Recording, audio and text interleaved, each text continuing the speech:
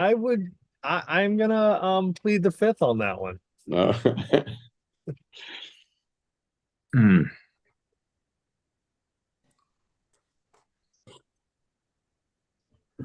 So we're just waiting on Barry, is that right? Barry and Abby. Abby.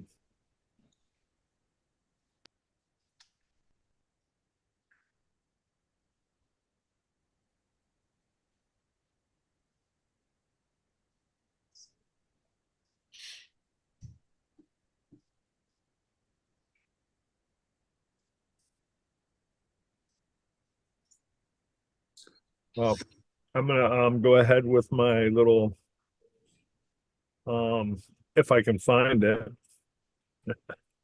my little script, and hopefully Barry will join us.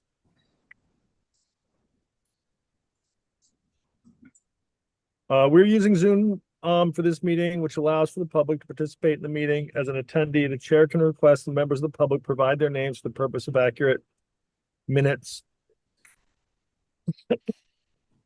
Accurate minutes of the meeting. Attendees must register to participate. Registration link is unique to the meeting. The registration link can be found in the description of the Nantucket Government TV YouTube feed for the meeting. Attendees will join in listening mode. They can click to raise their hand if they wish to speak. The chair will call on those who've raised their hands in the order they were raised. All questions must be directed through the chair. As a preliminary matter, this is the March 12th meeting of the Nantucket Planning Board. I am the chair, David Iverson. Permit me to confirm that all members and persons anticipated on the agenda are present and can hear me. Joe Topham.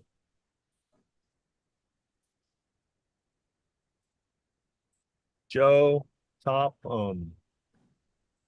Are you muted, Joe? Present. Yep. Just Matt Lowell. Here. Barry's not with us yet.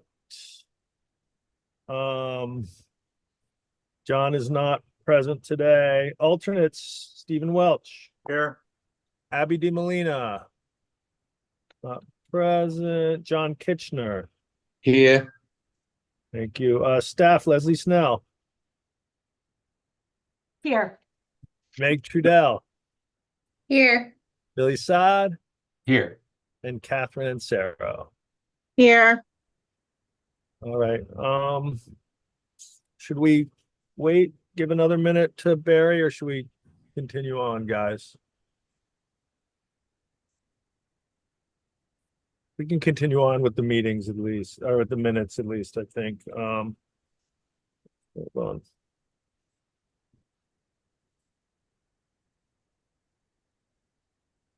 All right. I'd entertain a motion to approve the agenda. So moved.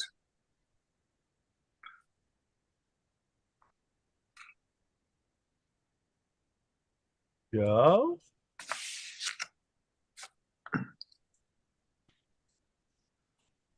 Joe, you there? You there, Joe? Yeah, just bad Wi-Fi here. Looking for a second on the motion to approve the agenda. Second. I Thank can you. hear you. I'm just having problems communicating. Oh, right. I'm sorry you can hear us. Motion made by Nat, seconded by Joe. Nat, Aye. Joe, Aye. and I'm an aye as well. On to the minutes of February 12th. You want to continue? I wasn't here. There's only Okay, three of so us. maybe we can hold Just- this over till later in the meeting. Yeah. Yep. He's present. So, Sound good, Billy or Meg? Okay. Master plan update. Okay, so I think you all know that we executed a contract with Judy Barrett and Barrett Planning Group to start the master plan update. Staff had an initial sort of kickoff meeting, if you will, with her and her team, just to, go over this. Just interrupt you for a sec.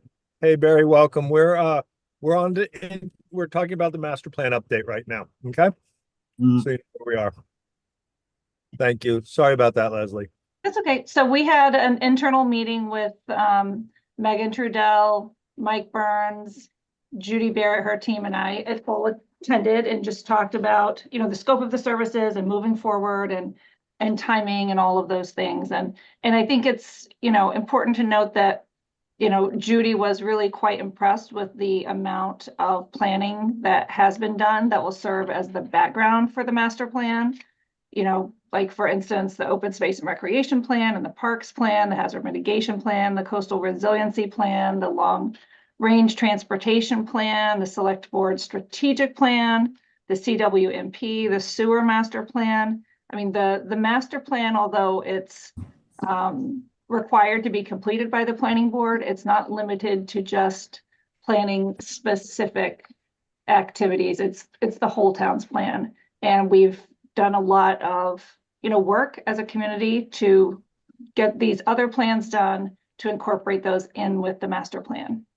So I'm hoping Judy and her team will be at your meeting in April to talk about kicking off, public outreach and, some really important work to get this plan really moving.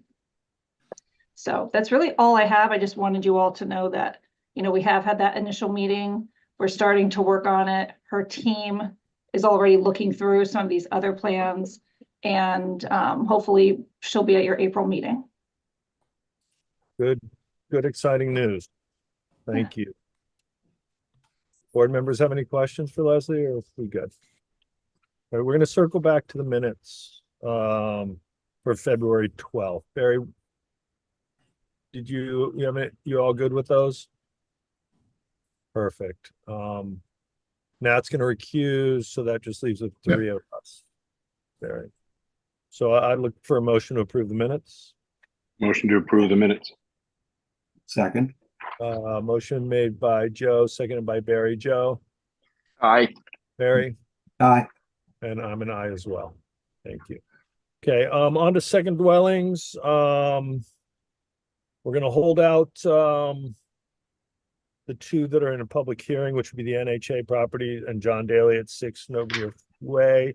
So we're gonna do for second dwellings, James Allen Egan and Ann M. Egan at 15 Pinecrest. We're gonna do apartments at 7 I Street, as well as 151 Surfside Road, Stephen and Carrie Phillip. And the tertiary again is a public hearing. So just to go through them again, and James Egan at 15 Pinecrest, 7 I Street LLC, and Stephen and Carrie Phillips. Both of those are garage apartments. And then, should we do the A&Rs as well all at the same time? Yes. No. Okay. So just Yeah, do Separate. them separate. Yeah, they're a Okay. little different in Yeah. terms of what's going on. All right. So I'd entertain a motion on those. So moved to approve the second dwelling, the 2 garage apartments in the church, and just those 3 things. Sorry, No, Yep. perfect. in accordance with staff recommendations. Second. Second. I'm gonna give that to Nat. Motion made by Barry, seconded by Nat. Barry, Aye. Nat, Aye. Joe, Aye. and I'm an aye as well. On, Oh, we skipped over one agenda item, which was the update of the subdivision rules and I'm regulations. sorry. No, my fault. Let's circle back to that before we do the A&Rs. Okay, so I just wanted to give you all an update. You should be very familiar with your subdivision rules and regulations. They have not been updated since 1999. And I reached out to a consultant that was recommended to us, PGB Engineering. The principal, Patrick Brennan, actually does a lot of work with your consultant, Ed Pesci. So that's a good relationship. We have a bid from him to redo the subdivision rules and regulations and to update them and to update the plates. So I do expect him to come to your meeting and to talk with you and get some general direction. I mean, I think I know what the direction is, but he needs to hear it from you. It's your plan as the planning board. So I would like for you all to just authorize me to proceed with that. And then we will have him come to possibly your April meeting or maybe even the May meeting. So move to proceed ahead. Perfect, Barry. Second, Second. if we need it. Yeah. Motion made by Barry, seconded by Nat. Barry, Aye. Nat, Aye. Joe, Aye. and I'm an aye as well. Thank you, Leslie.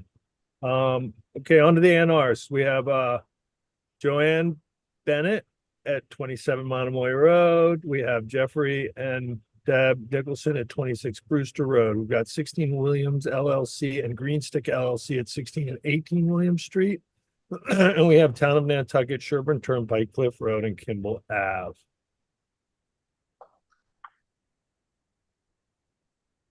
Yes, Barry. I'll make a motion that we endorse the 4 ANRs as just noted in accordance with staff recommendations. Second. All right, motion made by Barry, seconded by Joe. Barry, Aye. Joe, Aye. Nat, Aye. and I'm an aye as well. On to previous plans. Are we gonna finally put Ellen's Way to bed here? How Really. many years has that been? Long time. A long time. Maggie, you gonna speak to this? Yeah, sure. So this is a two-part performance surety release. The first part is a separate account that was established. A monetary value was assigned for the completion of the filing of the conservation restrictions, so that has been completed. So staff's recommendation would be to go ahead and approve the release of that back to the applicant.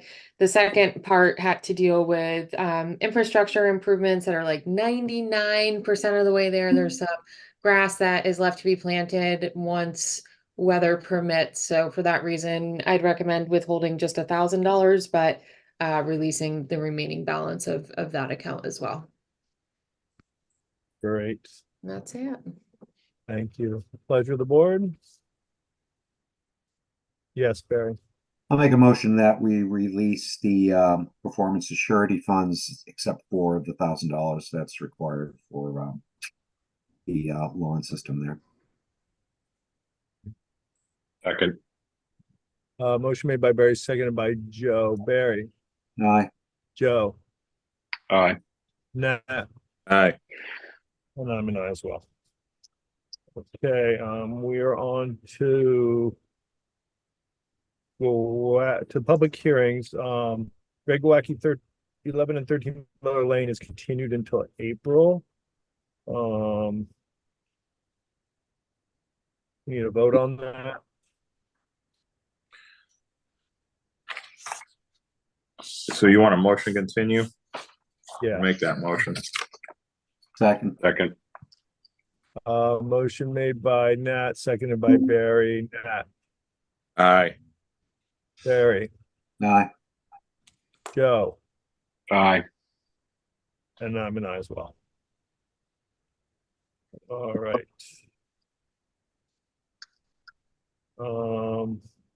We're on to Acre 1865 LLC, 9 Hinsdale Road.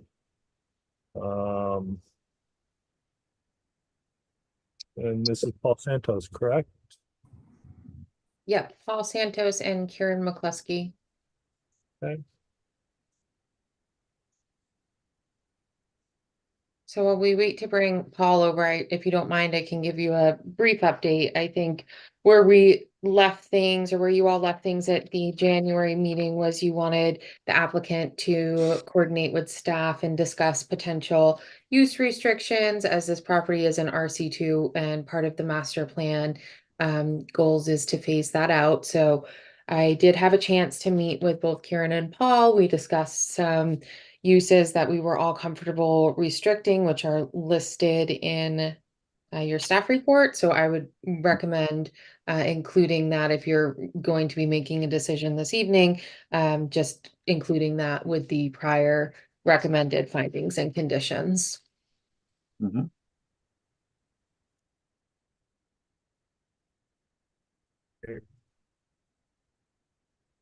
And it looks like Paul is here now. Okay. Thank you, Megan. With the chair's permission, we'll continue on. Yes, welcome, Paul. Thank you. This is the second hearing for this particular subdivision. Property is located, just to briefly go through the application itself. The reason for the continuance was the issue regarding uses in the RC2 that the commission or the board wanted us to review. Those are included in your packet, but briefly, this is a subdivision of 9 Hinsdale Road, which is a existing lot located in the RC2 zoning district, approximately 19,870 square feet, and it's depicted on an approval required plan that was endorsed by the Nantucket Planning Board on August 27th in 2001. The proposal sets forth a 3 buildable lot subdivision with a area designated for a roadway lot. The subdivision is essentially designed and submitted in accordance essentially with the rural road design standard, if you will, thereby a reduced width right of way, and also the typical waivers that would come with a subdivision of this nature. Those waivers typically include things such as landscape plan, staking of the subdivision, the waiver of 4.3, 4.4, and 4.5 to allow the road pursuant to section 405A, which is the rural road alternative, waiver of landscaping, sidewalks, bicycle paths, streetlights, curbing berms, and driveway aprons. The packet itself has a complete waiver list that has been submitted as part of the original application. The lot itself is located within a DEP Zone 2 wellhead protection area within the Nantucket Public Wellhead Recharge District, thereby requiring a certificate of water quality compliance be requested and supplied to the board prior to any building permit issuance. The lot has sufficient area frontage to be further subdivided in accordance with the 3 buildable lots that are shown on the plans that we have submitted. The lot is serviced by public sewer, municipal water, and the electric, telephone, cable are all located subsurface and available to the lot. The lot is not located within a flood hazard zone. The lot does not require that we file with either NHESP and or the Nantucket Conservation Commission. We've stated that no development phasing is essentially proposed, and that for traffic safety and convenience, we feel those will be minimal based on the nature of this particular subdivision. I'm sure everyone is familiar where it is, although Hinsdale Road can be somewhat challenging depending upon where you're coming from. Entrance to this area would be via Old South Road. You would take a left or a right onto Forest Avenue, proceed to the end, take a right onto Hinsdale Road, and you would be at the site. The access to the site is via completely paved roadway that has full infrastructure that I had previously mentioned, along with a full set of drainage design that incorporated within the roadway area. Our site itself will be self-contained with regard to drainage. As we said, the 3 lots tentatively will be developed in somewhat of a residential / commercial nature. We have excluded uses within the RC2 that we've submitted, and the applicant has agreed to all the conditions or recommendations by staff with regard to approval if this board sees fit to move forward. Those conditions briefly are as follows. The applicant will comply with all requests made by the town's consulting engineer prior to issuance of a building permit. Recorded copies of any applicable legal documents such as the covenant, statement of conditions, grant of right of enforcement, homeowners association trust, etc., shall be presented to the planning board within 6 months of the filing of this decision. That each lot shall comply with the ground cover ratio, front setback, and side and rear setback requirements of the underlying RC2 zoning district, or as otherwise specified in the zoning bylaw. That a definitive plan should be presented to the planning board within 6 months of the filing date of the decision. And just by way of reference, this is a approval required plan that was developed from a preliminary plan that was endorsed by this board. Therefore, it carries with it a zoning protection applicable under the Mass General Law for a period of 8 years. That lot 1 and 2 shall be eligible for release after the endorsement of the plans and legal documents. That the roadway lot should be conveyed to the owner of lot 3 prior to the release of the final lot. The owner of lot 3 shall be responsible for the construction and ongoing maintenance of the roadway lot. Again, by way of reference, the plan that was up earlier, Hinsdale Road will have a new, essentially roadway, a driveway. You'll have a lot 1 and a lot 2 that'll front on both the new road and Hinsdale Road. Lot 3 will front only on Hinsdale Road and essentially act as a rear lot, if you will, behind lots 1 and lot 2. The roadway should be constructed prior to the issuance of certificate of compliance or occupancy for any structure on lot 3. The applicant has agreed to provide a monetary contribution in the amount of $2,500 per dwelling unit at 2 dwelling units per lot for a total of $15,000 to be paid prior to the issuance of a building permit. We are then also proceed to list the uses that we would restrict with regard to the zoning protection that would be afforded under the RC2 zoning district. I won't go through each one of those. Well, actually, I will go through those only for anybody that may be listening and not have privy to the staff report. Those are as follows. Convenience store, alcohol sales, pharmacy, supermarket, tavern, formula business, theater, auditorium or public assembly, print shop, laundromat, dry cleaning, bank, automated telemachine, arcade, museum, crematorium, funeral home, motor vehicle sales, car wash, adult uses, maritime service station, yacht, sailing club, marina, kennel, or a public stable. Again, development of each lot individually will most likely be, or expect to be by right. They would be submitted with a building permit, but again, the general intent here is to provide a mix of both housing and also some type of commercial use, whether it be contractors, shops, things along that nature. I'm happy to answer any questions that the board may have. I do have, we will be following up with Ed Pesci with regard to his review, and I also have meetings this week with the fire department with regard to water service and fire access to all the lots. Great, thank you, Paul. Any board members, excuse me, with questions?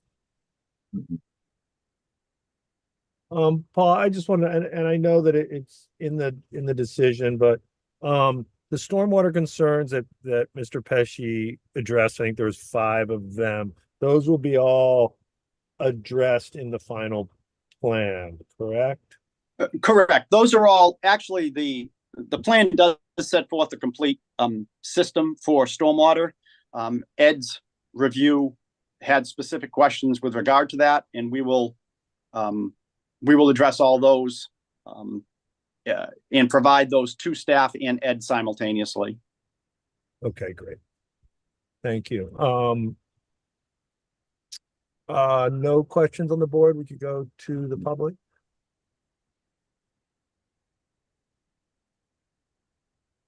Billy, anybody out there? Yeah, I'm moving Campbell Sutton over now.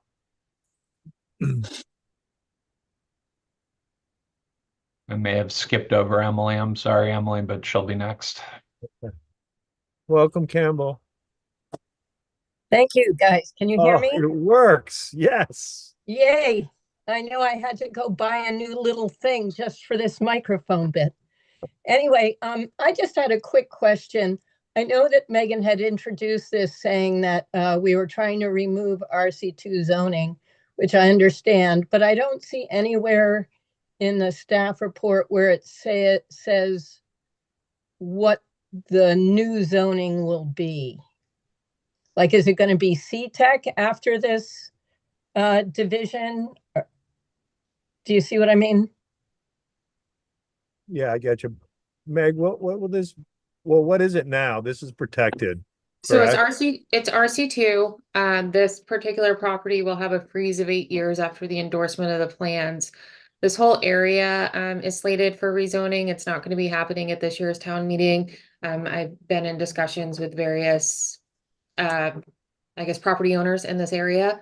So perhaps CN, perhaps R5, but an exact district that this will be moving to has not been pinned down at this point. It's just that it will be moving in the foreseeable future. Okay, super. So the surrounding areas are C2.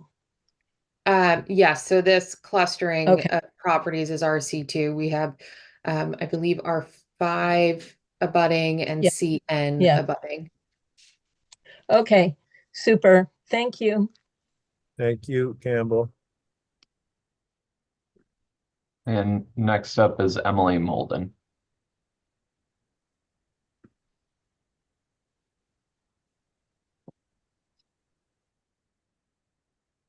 Welcome, Emily. Thank you, Mr. Chair. Emily Molden for the Nantucket Land and Water Council. I did just have a comment and sort of a question for clarification, maybe somewhat procedurally. I understand that there are often cases when it's appropriate to condition certain requirements to be fulfilled after the close of the public hearing and or prior to the issuance of a building permit. I am concerned in this case because of the nature of the questions that Ed Pesci had raised for this application with regards to the stormwater. I don't know if any of these things have been addressed since Mr. Pesci's letter in December, but just to remind the board, the concerns that I feel are somewhat elevated in this case are that there had not been soil test pit data or groundwater elevation data included, which are really needed to ensure the proper performance of the stormwater system that has been proposed. Another one was that because this property is located within the Wellhead Recharge District, the state requires additional pretreatment that removes a certain amount of the solids and pollutants before it enters the infiltration chambers, and that pretreatment hadn't been indicated on the plans. And I think that that's really important in the wellhead recharge area.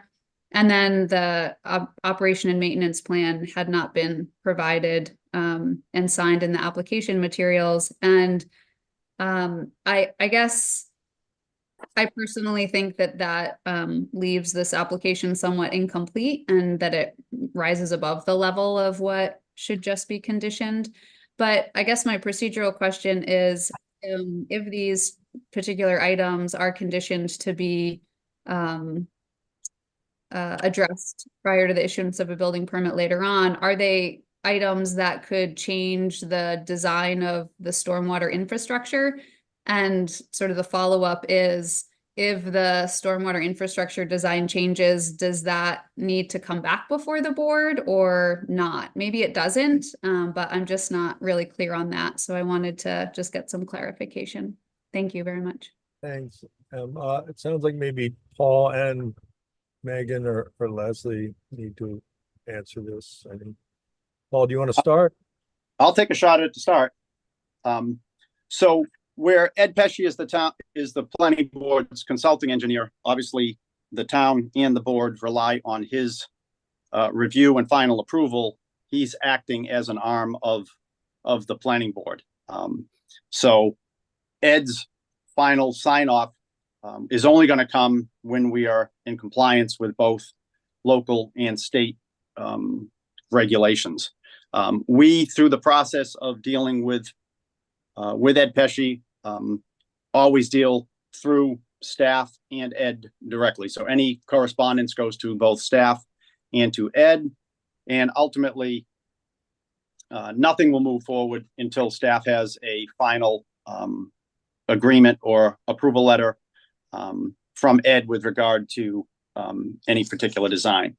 In this case, because it is in the public wellhead, we also, typically what we'll do is once we proceed through Ed's review, we'll then submit that to the Wanakama Water Company, and they will issue a certificate of water quality analysis with regard to the fact that we're in the public wellhead recharge. With regard to some of the stormwater components of the state act, there are certain exemptions with regard to housing, whether it be single family or multi-housing developments up to 4 units. That is a component that is a part of this application, and that's part of our response. And we will and have been dealing directly with Ed with regard to that matter. We're happy if the board sees it fit to have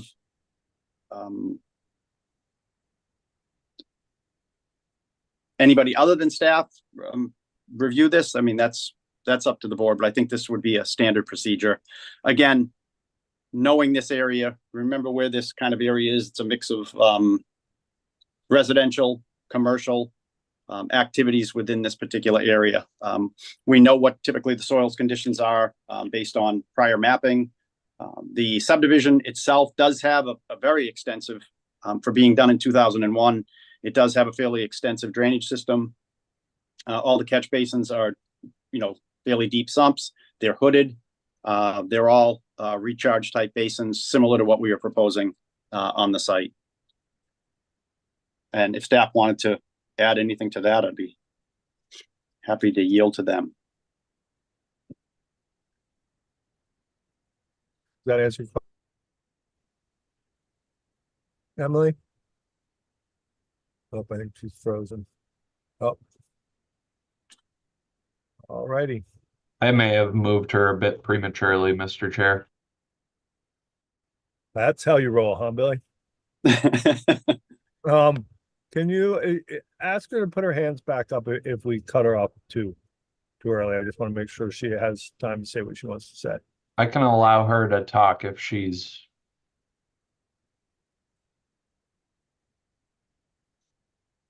Thank you, Mr. Chair. Sorry about that, Em. That's okay. I appreciate that. No, that definitely did help to address my questions. Thank you. Okay, great. Thank you. Anybody else, Billy? No, there are no more hands raised. Ready? Board members? I'll make a motion. We close the public hearing, sir. Hearing nothing else from the board or from the public. You have a second? Second. That Joe, what is going on down there? I don't know. Who's second? Problem with Wi-Fi in Caribbean. I'm sorry. Motion made by Barry and Nat. Did you second? Yes, sir. Okay. Motion made by Barry. Nat seconded. Barry. Aye. Nat. Aye. Joe. Aye. And I'm an aye as well. As for the merits.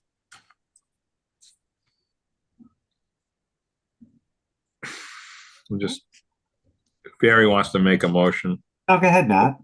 Please. I mean, I just wanted to make a quick little statement, if that's okay. Yep. I mean, these properties that are still left, the generational owners, by at least getting them to remove some of the uses is good for us. And there's only so much we can do.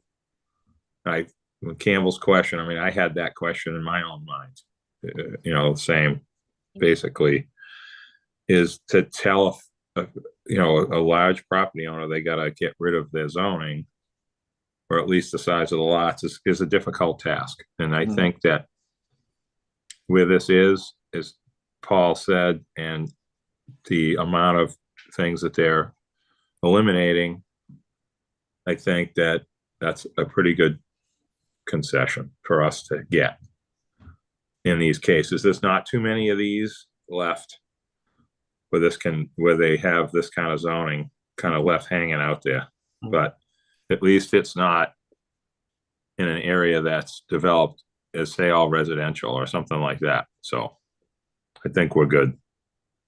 That's all I wanted to say. That didn't sound like a motion, Nat. No, I know. Barry's better at the moment. If I may, I'm going to kind of latch onto that little bit of latitude. It's been the philosophy too, the planning board for many years now, that whenever we're going to wind up changing zoning of any type, that we try to work with the property owners as well to achieve what I would call a favorable balance of things between the property owner and the needs of the town of Nantucket as well. And that takes time. Not everyone's willing just to, throw their thumbs up in the air and say, yeah, this is great. Let's do this with zoning. We knew with RC2, this was going to be a long process. And again, I'm glad to see, once again, we're moving ahead with it. So this isn't unusual. This is something that we've been doing for years on end. And we realize that it is a very slow and methodical process. But as planning board members, I hope you're thrilled, because we're closing up on the end of the RC2 thing as well. We don't have much left, so it's still going to take some time to get there. Thanks.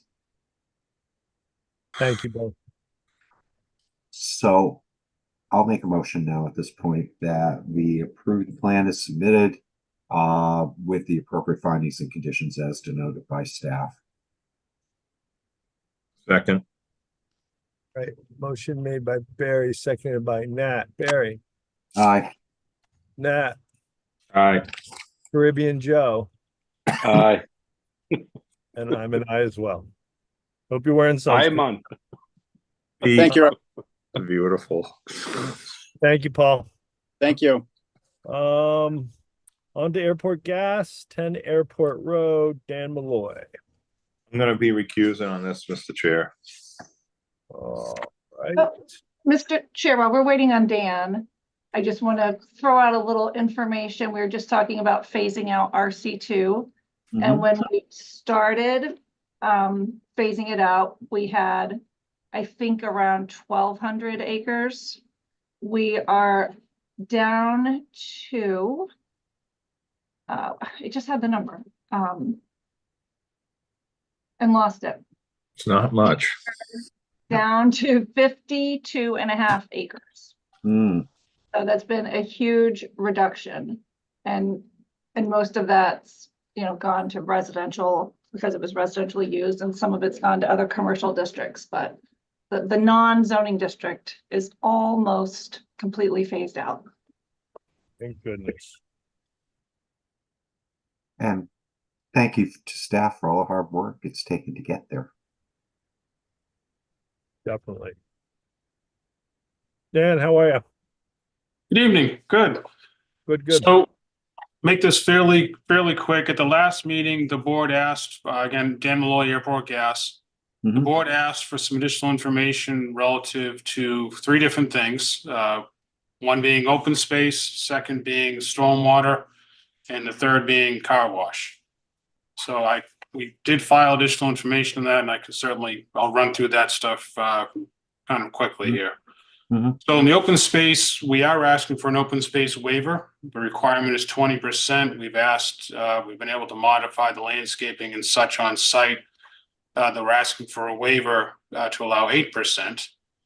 And what you're seeing on the plan there, what you'll see is a lot more green space than what you saw originally. And what the owners, or I should say the tenants are, because it's a lease agreement with the airport, they're working with the airport right now. So right on the north side of the property adjacent to the park, right in that area there, the tenants are working with the airport commission to do additional landscaping and screening off-site. So while we will be we're asking for a waiver for 8%. In reality, we'll be much closer to 20% with the off-site landscaping and screening we'll be doing, but because it's off-site and not within our realm, we cannot specifically include it in the MCD.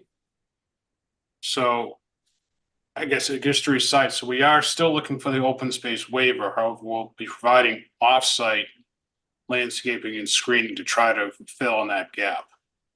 And there was also a question to do with the open space on a historical level, being how did we get here?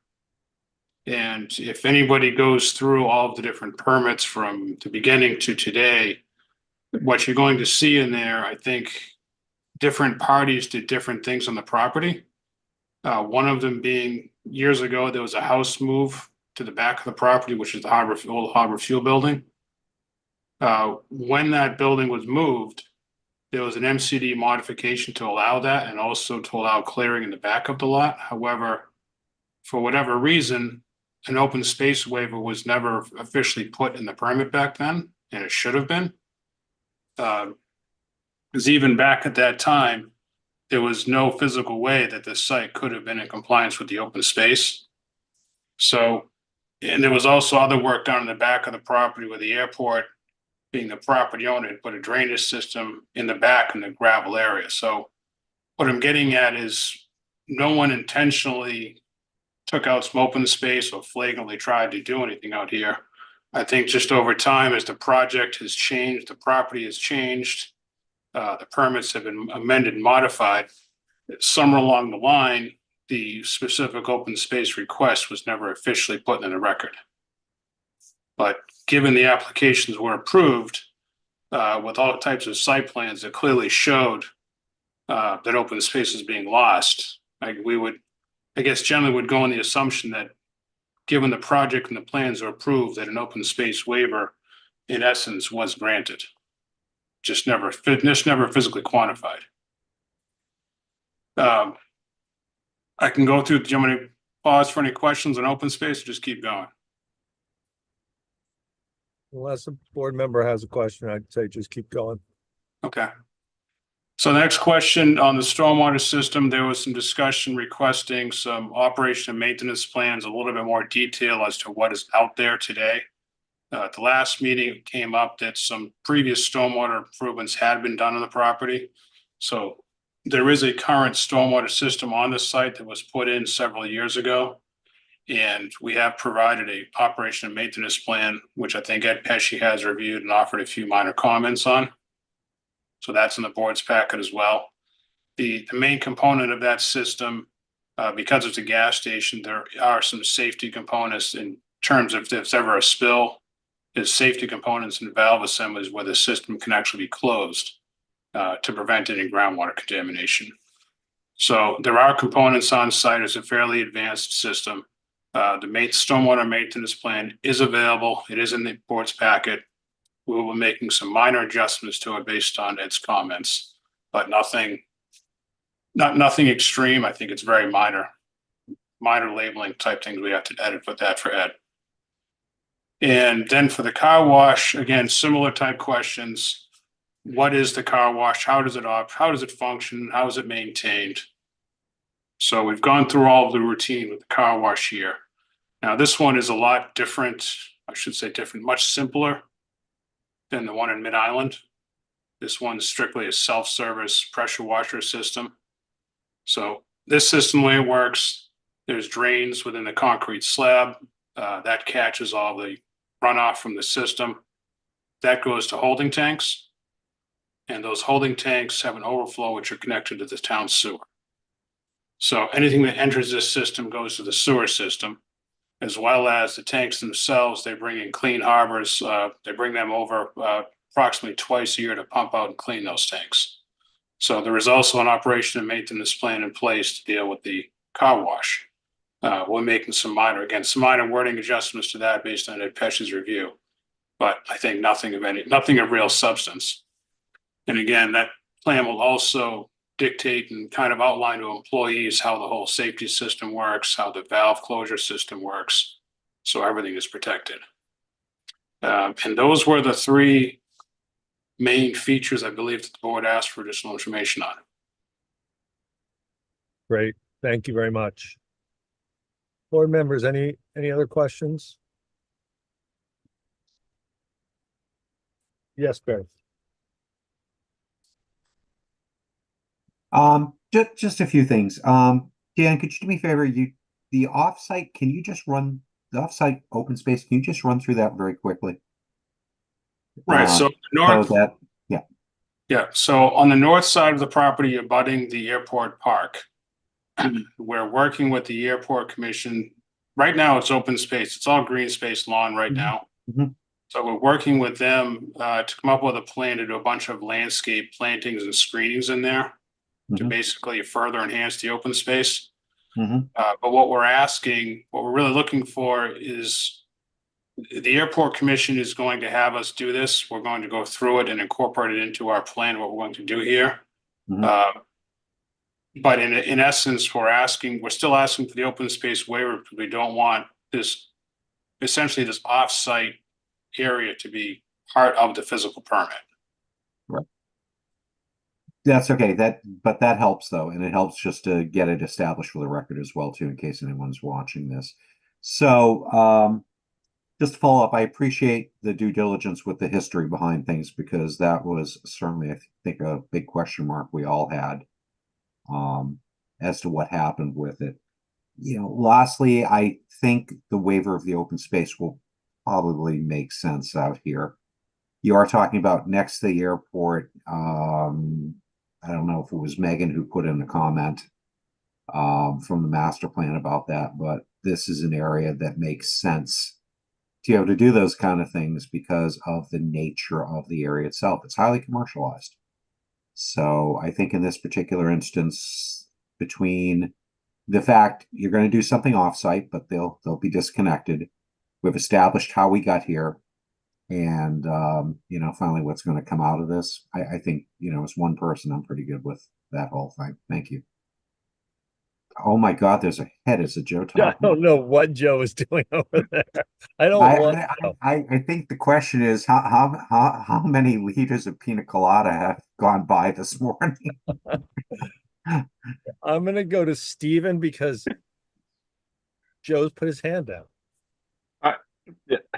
Okay, go ahead. Thanks, Mr. Chair. Barry really kind of covered some of the comments I wanted to make, and thank Dan for the follow-up on those. And on the open space, and just further note that it is adjacent to, directly adjacent. So I think as a visual element, that's beneficial. Nothing else to add. Thanks. Thank you, Stephen. Joe. Thank you, Mr. Chair. I'm sorry, I'm just having iPad problems and Wi-Fi. But anyways, no, thank you for Dan for giving us the update. I was curious how the green space and how that became to be. So I'm glad he brought us up to speed. And then I just, also just bringing all the information and letting us know that he's going to work with Ed Pesch's report and tie that all in together. So I want to thank him for that as well. So that's all. Completely agree. Thank you, Joe. To the public. I'm moving Emily Molden over first. Right.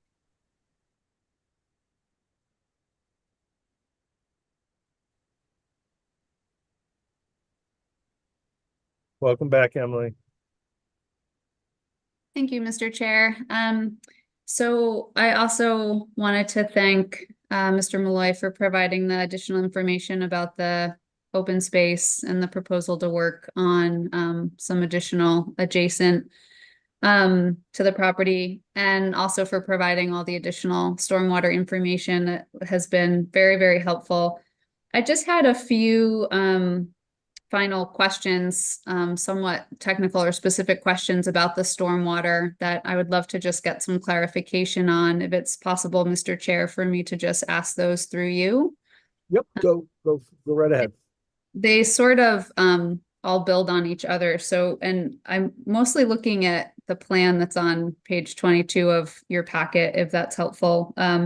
So one question I just wanted to clarify, because it shows a couple of catch basins in the two sort of southern car wash pads. And I just wanted to confirm that the other two drain into those same catch basins, presumably, if they all go into the holding tanks. Is that what happens with the car wash? Yeah, so what'll happen, the concrete pad will be expanded to, possibly 2 additional drains will be added. If they can't be drained directly into the existing ones, then it'll be all connected to the same system. Okay, great. Thank you. That's very helpful. So then the second question was really regarding the location of the diesel pump. And I know that's being relocated just slightly, but more or less staying where it is. And I know that there's one of the catch basins on site is sort of just to the west of that diesel pump. And I understand this is a relatively flat site, but I just wanted to inquire whether during like a heavy rainfall, if water runs from east to west across the site. It just sort of occurred to me, like, is there any, would it be useful at all to have any kind of elevated asphalt berm to prevent water from washing right over that area into the catch basin? I guess I was just curious about how water flows across the site and the placement of the diesel pump relative to the catch basin.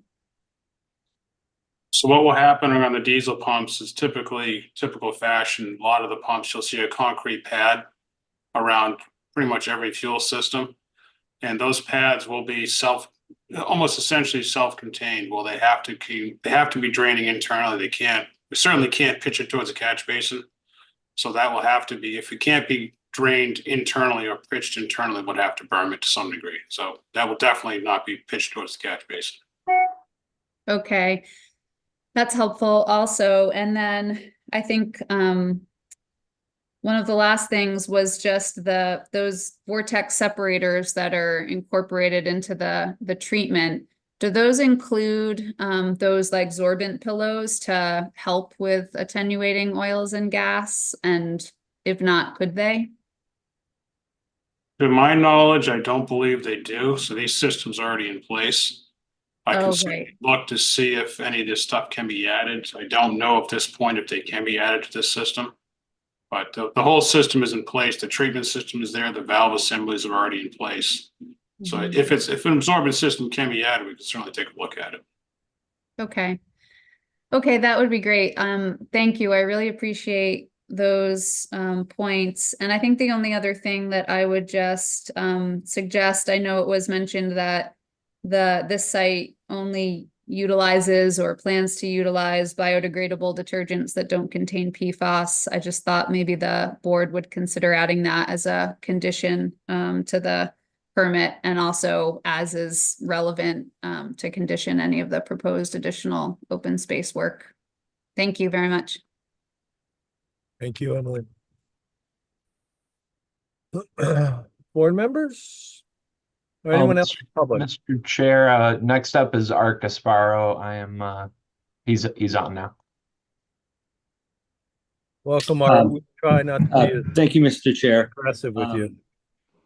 Art Gasparo, Chair of the Airport Commission. Just very briefly as a follow-up to the comments at the last meeting and to sort of echo what's been said, I just really want to thank both the tenants representatives and Mr. Malloy for their responsiveness and sort of working through what those concerns were, and also to thank the board for, at the last meeting, holding this to try to get that stuff together and kind of, get it right. So thank you to all, and I have nothing further. Thank you, Art. Anybody else out in the public? No, there are no more hands raised. Board members.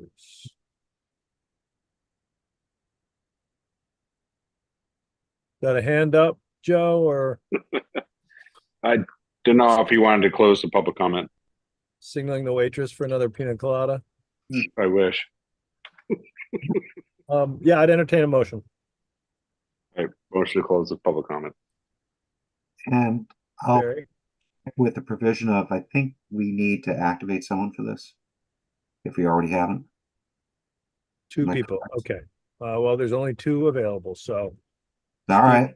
And John Kitchener. Did someone second that motion by Joe? I did. Oh, okay. So motion made by Joe, seconded by Barry. Joe, Aye. Barry, Aye. John, Aye. Stephen, Aye. and I'm an aye as well. To the merits. I think that with Megan's, I mean, not with Megan, with God, my brain is just fried. With Emily's request, I'm fine with conditioning no PFAS in the soap as a condition, if that's possible. Barry? I agree. Yeah, that really raises a good question, though. With all the controversy behind PFAS, I would tend to think that that shouldn't even be allowed anymore. Agreed. So the point may be very moot. And I see Dan with his hand up. That's why I'm kind of like, really? I can answer some of that if you like. So Please. I can say with, I'm not going to claim to be professional in car wash chemicals, but in talking to the owners and certainly researching it more myself, I don't believe that any of them still supply PFAS treatment chemicals. There may be some supplier out there someplace, but I know who these people buy from. And I know that they don't buy PFAS systems. And again, every system I've looked at online, every place I've looked at to buy the chemicals and everything about them, they've all stopped using PFAS. That's just for your benefit. And Mr. Chair. Yes, sir. Yeah, just as a follow-up, and through you to Mr. Malloy a little bit, there's monitoring wells out there anyways, right? There is. The airport commission has wells all over the place. So there's definitely wells. Yeah, so well, it's too late, Barry. Now, it's the reason why I'm bringing that up. If there were a spike, it becomes very traceable backwards, and boy, is there going to be some egg on some people's faces if that were the case. So,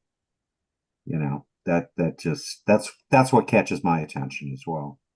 I agree. I don't see any harm in adding it in the condition, but I agree. I mean, by the time it gets to a monitoring well, damage done, right? Already. I agree, and we also memorialize it. Yeah. So, whatever the pleasure of the board is, but I push in that direction. Okay. Thank you. Yeah. Entertain a motion. Motion to approve with the conditions spelled out. And I'll second that. Right. Your intention was not to add the PFAS, Joe. No, I had the PFAS as mentioned. I said during that conversation to memorialize it. I would put it in there. Did you have a question before we? I just want to, if I could just ask if to make sure we include a vote, or if you're going to consider the vote to include the waiver on the open space. I'm good with that. I'm good with that. Okay, so that's added into your motion, Joe? Yes, sir. Okay, great. And your second still stands. Perfect. Yes, okay. sir. Motion made by Joe, seconded by Barry. Joe. Aye. Barry. Aye. John. Aye. Stephen. Aye. And I'm an aye as well. Great, thank you very much. Thank you, Dan.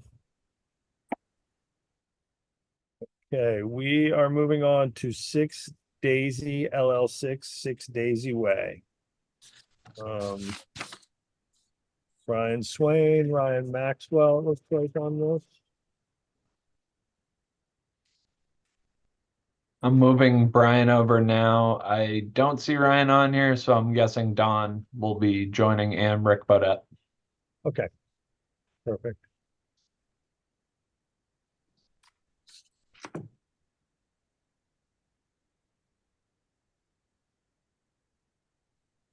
Rick.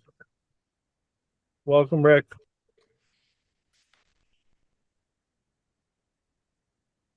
Can you hear me? I can, welcome. All right, just trying my best to start my video and failing miserably here. So lucky you, you don't get to see me today, it seems. All right, great. Oh, there we go. We see you now. I'm sorry to disappoint. Thank you, Mr. Chairman. Rick Bodett for the applicant. I'm here with Don Bracken. Applicant is 6 Daisy Way LLC, the property we're talking about. Not surprisingly, 6 Daisy Way. It's located in the commercial industrial zoning district. The property is oversized. It's 20,000 square feet in a 15,000 square foot zone. There is an existing structure you can see on your screen now. That is a commercial building with garage bays. It's about 3,200 square feet on the ground. That is pre-existing non-conforming as to front yard setback. It was built when the property was zoned RC2, I think. You can see it's 10 feet from the front yard there. And what we have proposed is this to the west, a mixed-use building that's 2.5 stories, about 3,500 square feet on the ground. There is a basement in it that is proposed to be storage ancillary to the commercial uses. It has 3 garage bays on the first floor, which are proposed to be used for contractor shops, light manufacturing, that kind of use. And then the second floor is office and storage ancillary to the other uses. So that's essentially the use that we're proposing there. We have asked for a few waivers. Our open space, we've asked for a waiver to go from 20% to 12.5%, 12.4 is the exact measurement. We've also asked to not be required to provide any inclusionary housing. This place sort of lends itself to hopefully having 3 separate smaller year-round businesses in there that, you know, I'm not sure would provide housing for employees. And is now proposed to be used by just one employer. We have asked for a waiver of the required traffic study, given this location, and the fact that this will hopefully provide a space for businesses that are already in existence on the island. You will notice we also asked for waivers of setbacks and aisle widths. If you look at the front corner of that building, the reason for that request was that 16 feet you see there. I'm not sure that necessarily requires a waiver, to be honest, because it is just part of the driveway where we'll be coming in. It isn't, you know, the standard aisle width where you back in and out of a parking space, which I think is what that requirement is for. Nonetheless, we asked for a waiver. You will note that Mr. Pesci's report asks us to potentially move the building back a couple of feet to the north, which will increase that width of the driveway to 19 feet. That isn't required for a commercial driveway, which I think the minimum is 12 feet for a commercial driveway. And so, you know, we would like to avoid that. I think it will be a little tight in the rear with those window wells. I mean, it would require an additional waiver of the setback in the rear if the board is so inclined to require that. We also have asked, in addition, for waivers of the setbacks because, as you can see, it does have a 20-foot required setback, and I think our closest point is 16 feet. I mean, given this odd shape of this lot, it's pretty hard to comply with the front yard setback and keep it tight to the other setbacks here on this size building. So, you know, obviously, if we move the building back a bit, that will help on one corner, but it won't. The building won't comply, and obviously the rest of the property already has a 10-foot setback, so we obviously won't go as close as that. So I'm going to turn it over to Don to go over the site plan, but also I just wanted to mention that I did trade a couple emails with Noah Carberg. He asked about an apron here and whether we would provide one. You will notice we did not show one in here, and I think that was really kind of an oversight. The Daisy Way, there you'll see on the plan in front of you, has an edge of pavement. We are paving this parking lot, and so we will want to connect the parking lot with Daisy Way on that corner. So that was really sort of an oversight. We will provide an apron there, probably paved, and then. He asked about screening. There is an existing fence there screening the parking area, but we're happy to extend that around the rest of the site. I think most of the parking will be kind of hidden behind the building and behind the fence. So with that, I'll turn it over to Don. He can go over the site plan with you guys.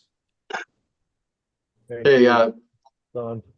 Thank you, Rick. A few other things I'd like to point out. So when everyone initially looks at this lot, it kind of looks like a corner lot, but it's not.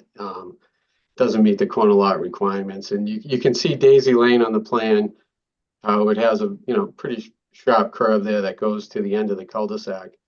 But you'll also see on this plan within Daisy Lane a dash line that extends to the west along the southerly line as a reference, lot access restriction line. So this property is restricted in access from Daisy Lane, and it has to stay on the north side of that line. Hence is how we came up with this layout that you see. And as Rick pointed out, where you see our driveway coming in, it comes into a short gravel section, and then it goes to the pavement on the straight section of Daisy Line. We're gonna, I think, update this plan on the next set. That's the area where the airport had requested that we put some kind of paved apron there. So it doesn't go from paved to gravel to pave again, which we can take care of that. A little more detail on the 20-foot aisle width that asking for the waiver on. If you look at the plan, the parking space to the left of the handicap striping, so the 20 feet to back out actually comes down somewhat just off the property into the right of way. As Rick said, it's kind of an odd shape there. But so on the ground, we meet the 20-foot aisle. It's just on paper, we don't meet the 20-foot aisle in that location. So, and as Rick mentioned, that pinch point is 16 feet. We're considering that section of driveway, which is 4 feet greater than the minimum driveway width for commercial use. We would prefer to keep the building where it is.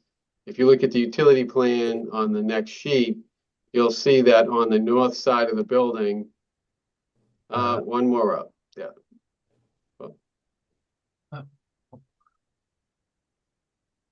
Keep going down. Should be the next one down. Yep, there you go. So a lot of information I'll take you through on this, but you can see the electric transformers on the north side of the building.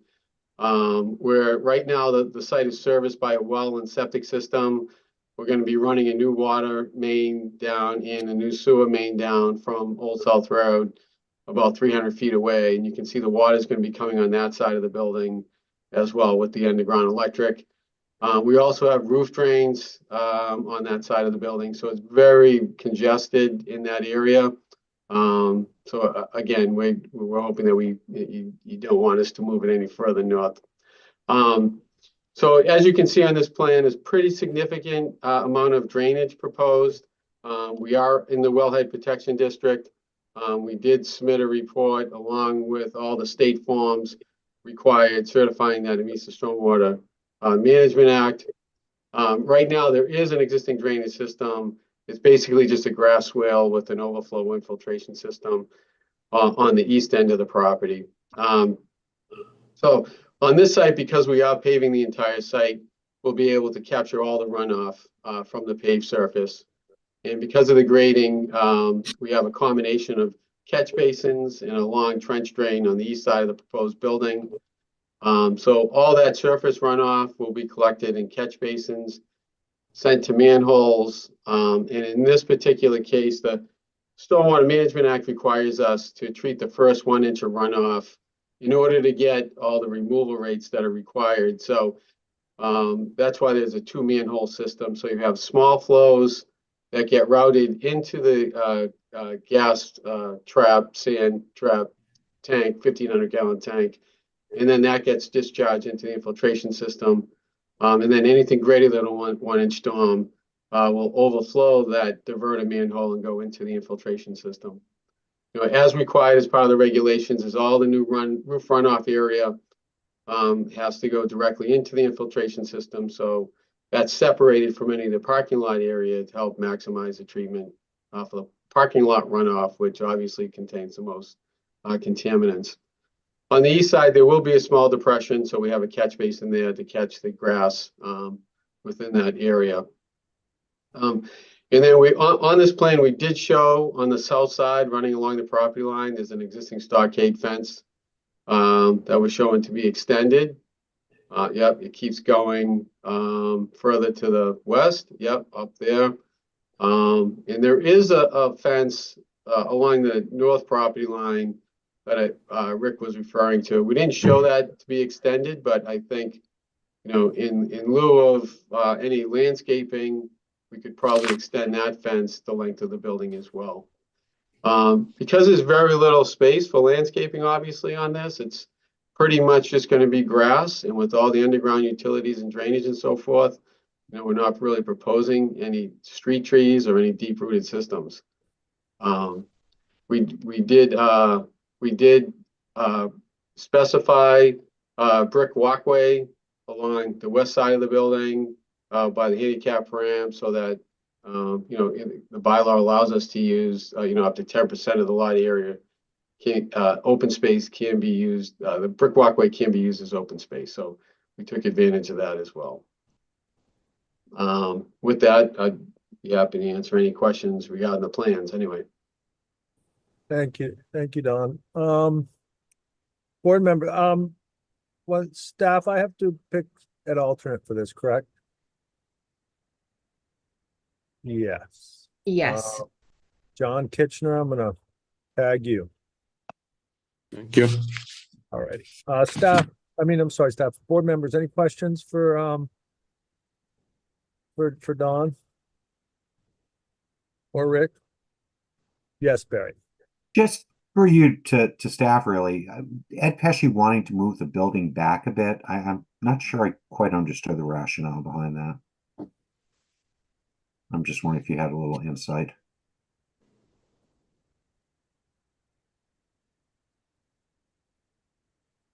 Not hearing anything. Rick, do you have some insight there?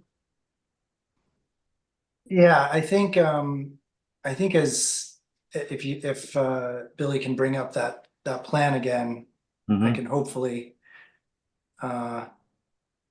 show him what I think Mr. Pesci was talking about. Thank you. And obviously staff can jump in if I'm mistaken here, but I think what he if we go to the proposed site plan. Yeah, right there. Yeah, so if you see the if you put your cursor right where the entrance is to the west on this property, yeah, right there.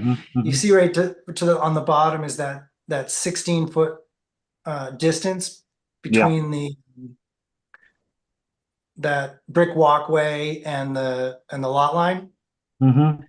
I think what Mr. Pesci is suggesting is that we could make that 19 feet if we pull this building back 3 feet, and that would give us a little more room on that driveway.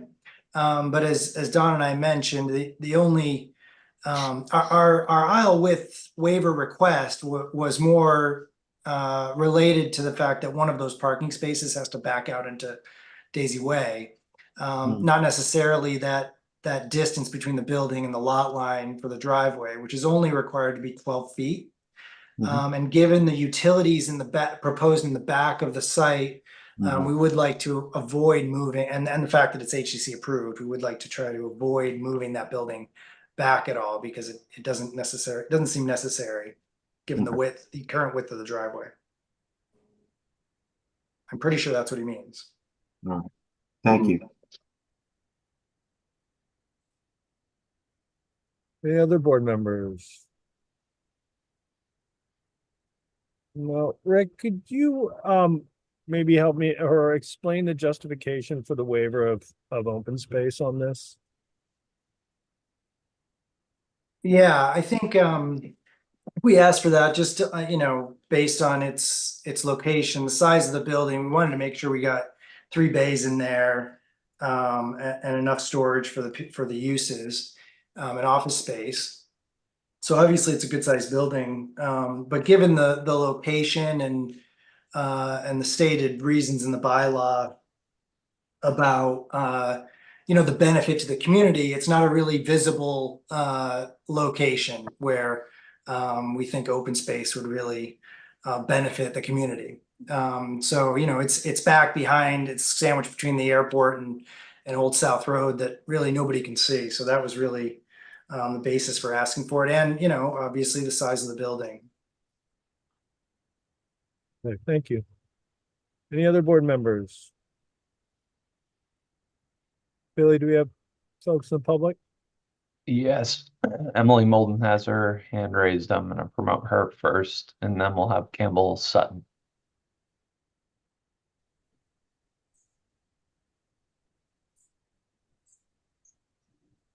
Welcome back, Emily.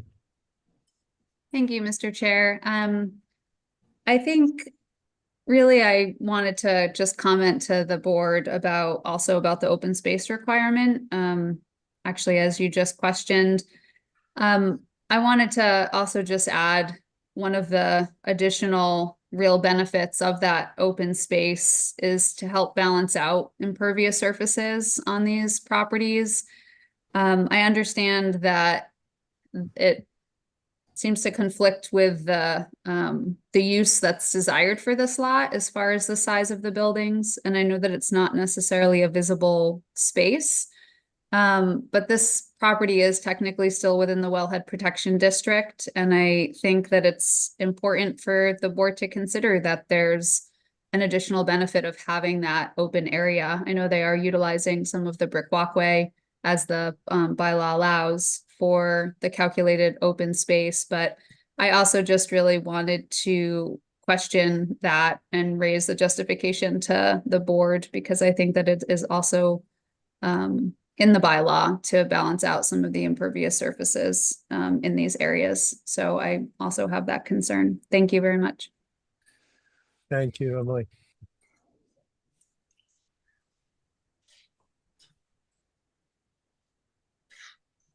Campbell coming over.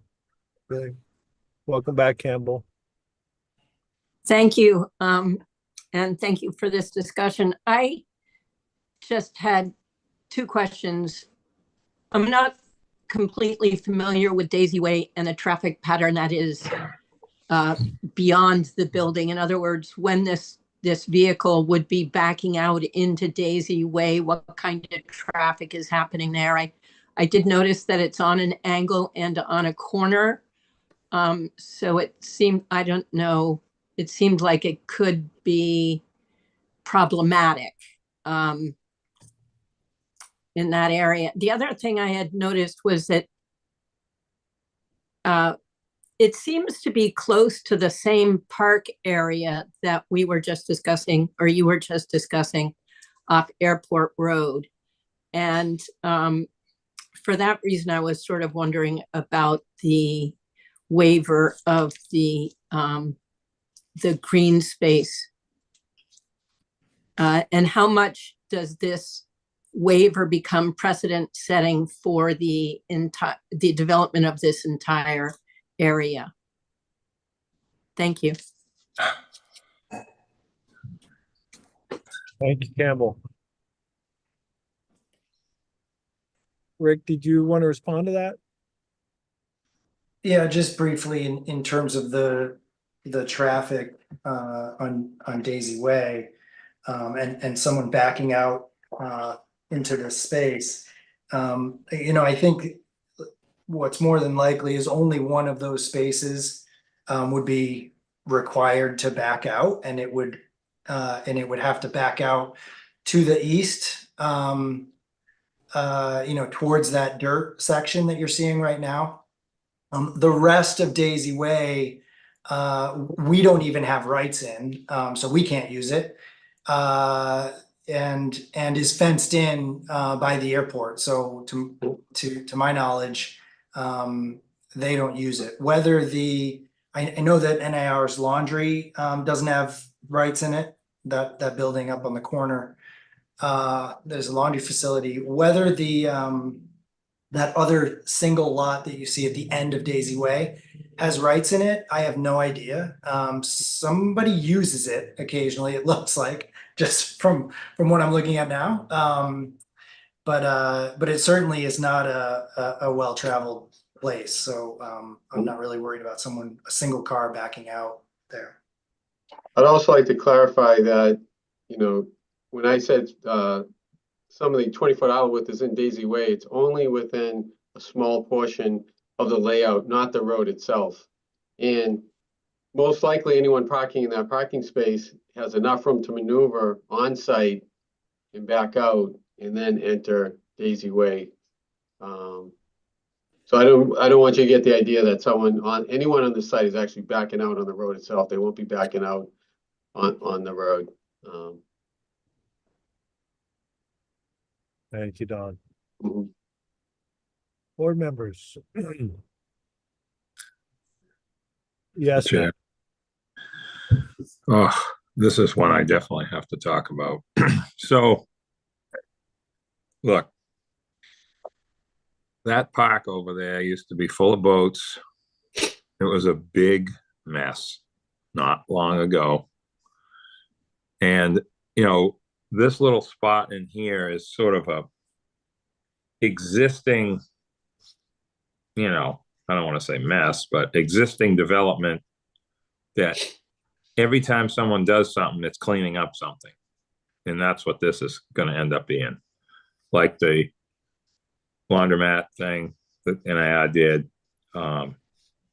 This was I believe down there where that rental stuff was. What's his name? I own that. I can't think of his name at the moment. But, I don't have an issue with that last drawing, that last picture on the screen kind of gives a better look of the reality of that road and how they access that. And that road is not used. It's not a cut through.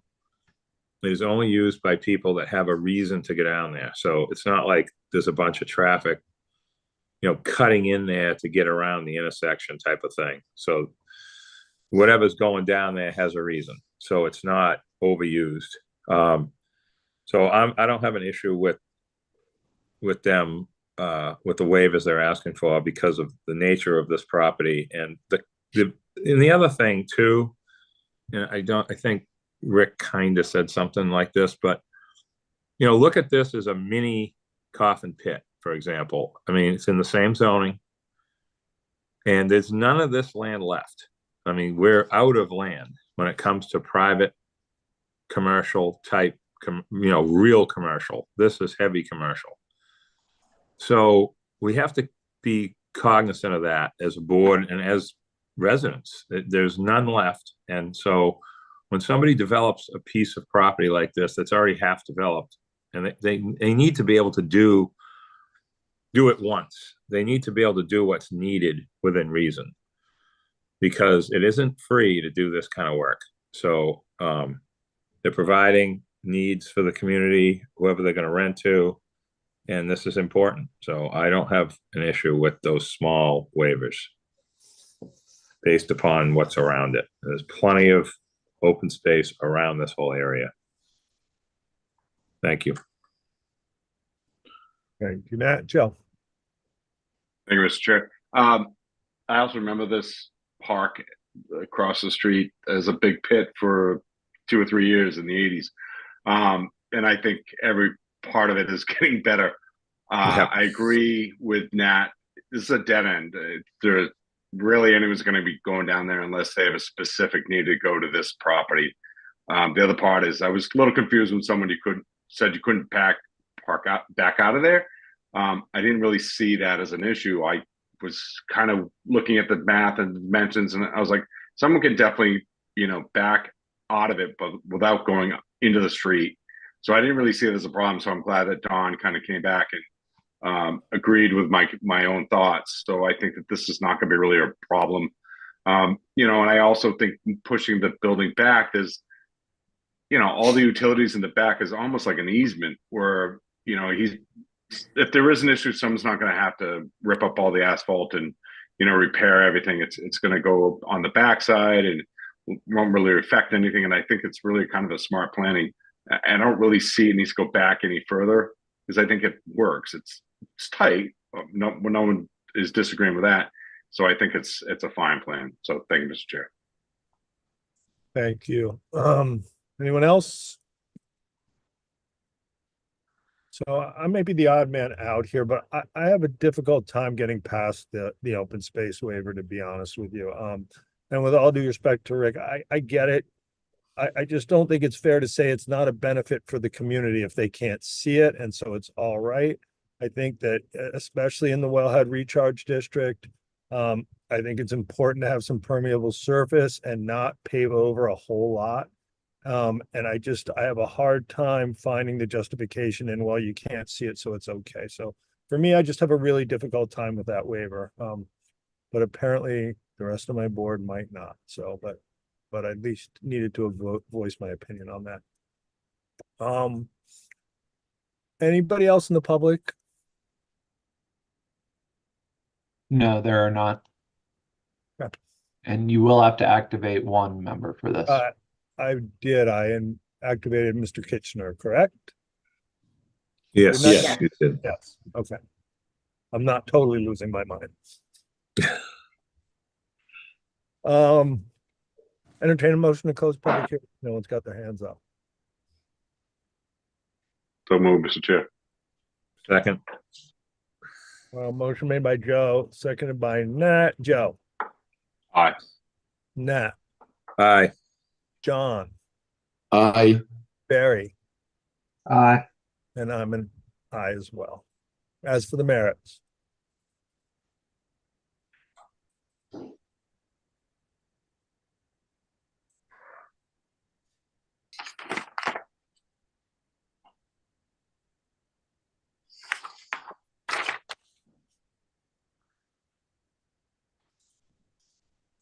Barry. I'll make a motion to approve, Mr. Chairman, if no one else is going to. Wow, you are hurried to get out of Sorry, here. Dinner date or Rick can something? resist. Sorry. Am I out of line? Wow. That's how it works, huh? No, it really is. We know it doesn't, unfortunately. So, is there, just like we did with the airport, though, was there any chances of any kind of offsite things that need to be done that the airport saw for working with the open space?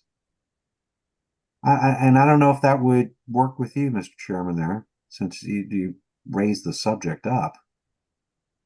But there are those opportunities out here at this point. I just wanted to throw that out very quickly. It's just a little food for thought. I mean, go ahead. Listen, I get it. There's a giant park right across the street. Yes, there is. My problem is what are we setting ourselves up for? Right? Everyone's going to come in looking for a waiver if we start passing them out because there's green space across the street. But Well, it's restricted green space. right. Yeah, I mean, You know what I mean? No, I mean, listen, that's true. I know this is my hurdle to get over. Sure. I mean, Dave will be out of land by the time you get over your hurdle. And hopefully it's not all paved over when we are. But the reason why I bring it up, though, albeit this is Massachusetts, in other states, you do have things like transfer of development rights and stuff that give you that kind of flexibility to be able to do these things. And if there's an opportunity to get a little something better out of this, you know, I don't want to drag this on forever either, you know, while we go searching for the potential red herring here. But on the other side of the coin, I thought we made good use of it out by the airport gas. And so I'm just throwing it as a possibility. I don't think everyone's going to want to seize onto it, you know, as well too. There's got to be certain things out there, and of course, it will always be a case by case basis. So I'm not suggesting this blanket effect. And it is funny. You talk about people glomming, you know, on the converse, talk about people glomming onto things, and we're going to get there in just a few minutes. But anyways, I just wanted to raise the issue before we moved ahead. Yeah, my sense is that I'm the lone person, and I don't think it's going to impact the vote here, to be honest with you. Yeah, but you know, I think what Barry's saying, Davis, we want to have support. You know, this isn't like, you know, pools or some other kind of thing we're getting there, Nat. I know, yeah, or a second curb cut where there shouldn't be or something. This is a little bit different than that. And it's a budding airport property. It's privately owned, which is not the case with the gas station, you know? So, what about the contributions, Barry? I don't know hang on for a sec. Because I had a GIS map on my own computer earlier.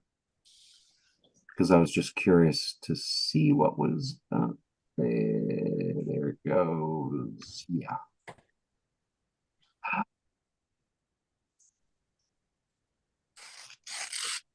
It's kind of a far stretch because the only thing that would really be out there.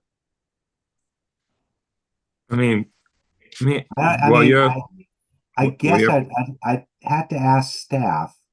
Yeah, I have a question for staff that's slightly not in that thing, but I don't know, Megan or Leslie, do you have any knowledge? Have we waived any open space in the coffin pit? Do you remember? I know, and that might be asking a little too much for you to remember off the top of your head, but any of those? Because that's technically, it's the same. If we've waived any open space in there, that kind of makes this a moot point if we have done that, because that's brand new. Like the whole thing is a sort of a, you know, it's not an existing place that is getting, you know, slowly changed. I just don't remember personally. Off the top of my head, I don't know the answer to that, but I feel like maybe there were some waivers granted. Because we had it approved the under industrial RC. area. Yeah, we had it approved with the different zoning, and then we changed the zoning, and we had to do a lot of jiggling around for that. But I just figured I'd ask that. I know you've waived screening out there just because it is industrial, like it's screening from other industrial uses, but I'm not sure about the open space. Yeah.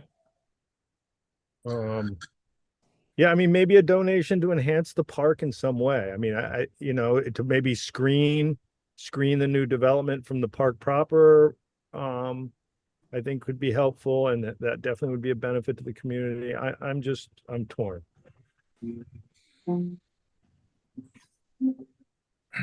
Mr. Chair, I got a question I'd like to run through staff.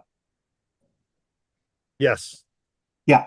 So Airport Road, I think, is in pretty good shape where the park is in terms of like sidewalk, bike path, that kind of thing. Is that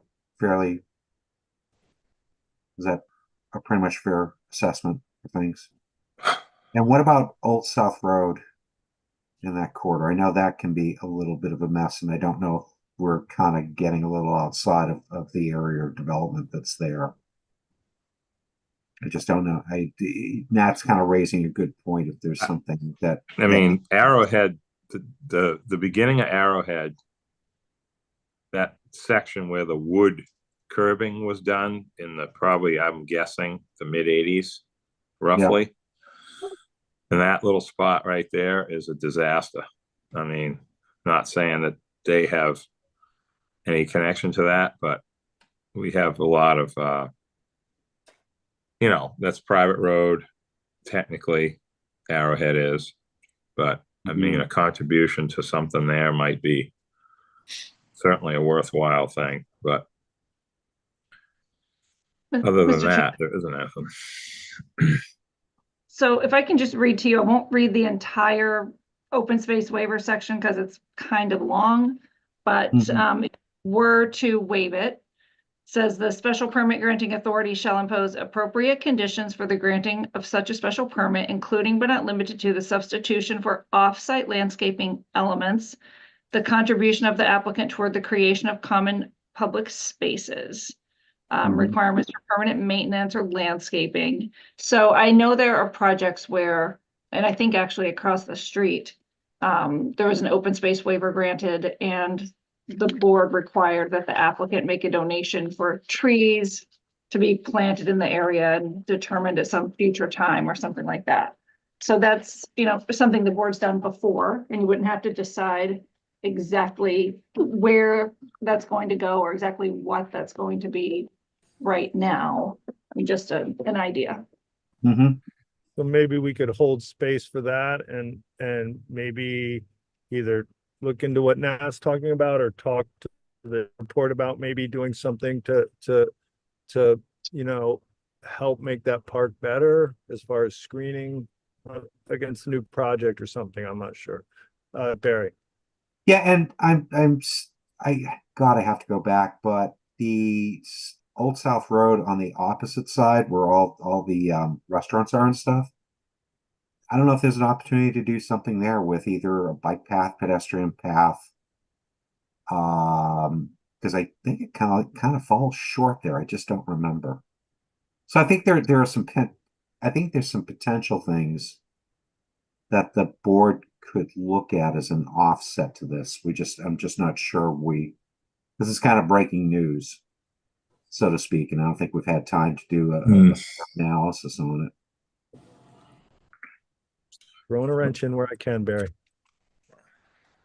A little bit. I've got other tools in the toolbox if you'd like to throw those in too. Leslie? Megan, correct me if I'm wrong, because I haven't posted a meeting for a while, but I think if the board wanted to take a little bit of extra time to think about that, we could put it on for Thursday morning. Yeah. And it wouldn't have to wait until our next regularly scheduled meeting in a month. And wouldn't hold them up either. Yeah. Right. Yeah. If I can coordinate with the town clerk to post before their 10 o'clock scheduled posting tomorrow. So that's an if. Yeah. So I'm not available. Usually they're totally, they're willing to help when they can. But Joe won't be here on Thursday. Can I ask through you, Mr. Chairman, to the applicant? Yes. You have a problem, Rick, wait until April and coming up with a solid condition that everyone accepts, the staff, etc., or no? I mean, your deadline, the deadline's in May. I mean, I don't know what your plans are. I'm just asking. Yeah. No, I don't know what our specific plans are either, but in terms of timing of construction, but I've been working on this for a while, and we had to continue in February. I'm sorry. Yep. No, it's not. That's the way it goes. I'm not complaining about that, but I mean, obviously, we want to make sure the board is comfortable making this decision. So I would say either if the board is comfortable with sort of a monetary number now that would go towards some contribution to landscaping around the area, then that may be one solution. Or, if you're not comfortable with that, you want real specifics on where you're going to do it, then so be it. The public hearing is closed, and I guess you can move it to April. That's, I'll support either, guys. Yeah, it may be best. It sounds like we're gonna defer a little bit here. And so maybe we can keep the public hearing open and just rescind it in that way, because if we're going to talk anything further about anything, we really should be doing it with a public hearing still open. We need to vote. So I might- on that. I'll make that motion to reopen. Okay, reopen, rescind, whatever. I'll second Rescind. it. no matter what, okay, yeah. a motion made by Nat, seconded by Barry. Nat, Aye. Barry, Aye. Joe, Aye. John, Aye. and I'm an aye as well. Okay. So, I mean, you got a lot of area there that's untouched, hmm, and this definitely can be some well thought out landscaping and some screening, as Dave said. I mean, when you look at the picture, you can see, obviously you can see where they're going to disturb. So that's a good spot to kind of clean up and get it looking good because you can see it across the park. Yeah. I But mean, they that's a would good, go to the airport commission, correct, for permission to do Yeah. that? Who owns Yes. that? Okay. Yeah, I honestly don't really want to, drag you guys along. So whatever the most expedient way to figure this out, I think would be best for the applicant and everyone involved. Yes, Barry. so, I mean, I have no idea. This is going to either dwell into staff and the applicant more than probably. Is Thursday enough time for you guys to think about something, or do you need a little more time? Joe's not available Thursday, Barry. That's the issue with Oh, Thursday. okay. All right. All right. Hey, we can do this. So with all due respect, Oh, Joe, hang on. we can do this without Joe, can't we? Yeah, it's a little dicier, but Yes, Joe. We can. If you want to make this like the first agenda item, then I will be available. First agenda item at 8 a.m. Yeah. 9 a.m. That's 8 a.m. I'm in Atlantic time, so it's 9 a.m. yeah, Tuesday, Wednesday, Thursday, Tuesday. I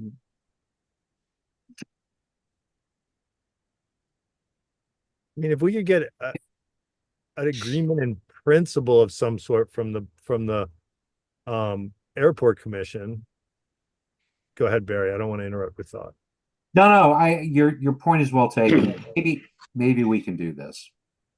Let's see if we can get the meeting posted, because we're not even sure we'll be in the correct time frames to get the meeting posted. But if so be it, try to post the meeting for the 14th. See what we can come up with, and then if we have to, we'll defer it out to April. Okay. I Appreciate it. But I want to make sure that both the applicant and the staff are really good with that, because I have no idea what's going on underneath the hood in terms of things. Yeah. So an acknowledgement would be good to know. If that's, I'm seeing people shake their heads. Give it our best shot. Yeah. I suppose we could wait 2 days, reluctantly. You already had it approved 10 minutes ago. Wow. No, I mean, we appreciate you guys trying to fit that in, really. And if it has to go to April, it has to go to April, but it would be great to get it done in a couple of days if we can. Yeah. Okay, so we're gonna vote to continue this till Thursday. Barry? Yep. Yeah, that would be my motion, sir, is to continue to Thursday, Okay. the 14th there. Second. Motion made by Barry, seconded by Nat. Barry. Oh, with the contingent that if we cannot post it, then we're into April. Yeah. I just want to make sure staff's got full latitude to do whatever here. All right, so that's going to be my motion, and hopefully Matt. I seconded. Yep. Beautiful. Barry. Aye. Nat. Aye. John. Aye. Joe. Aye. And I'm an aye as well. Thank you. We'll see you bright and early Thursday morning. Bring the coffee and donut. Thank you. Okay. And since Barry or Nat had to bring up pools, we are on to It was just a warm up. to 8 Wallbang nominee trust, Stephen L. Cohen, 8 Wallbang Ave.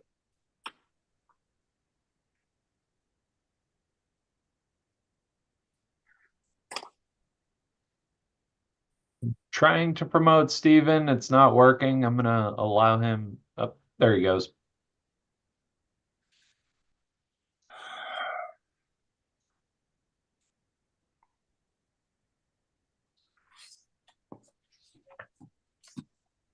Hello, everyone.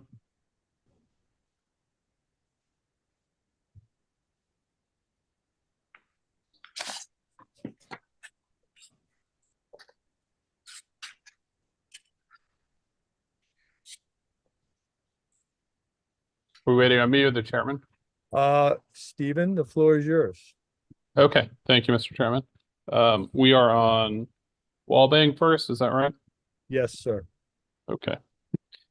So the board may recall, I think it was a substantially similar board that this application was before you about 2 years ago for an application to develop this lot.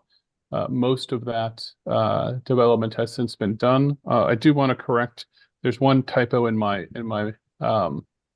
application. I said there was 1,496 square feet of ground cover on the house. It's actually 1,498 square feet on the house of ground cover, but again, under the 1,500 square feet allowed. But just a nominal clarification. So the application now is to do, I think, 4 things. One of those is to propose a pool. That pool is proposed at 20 by 40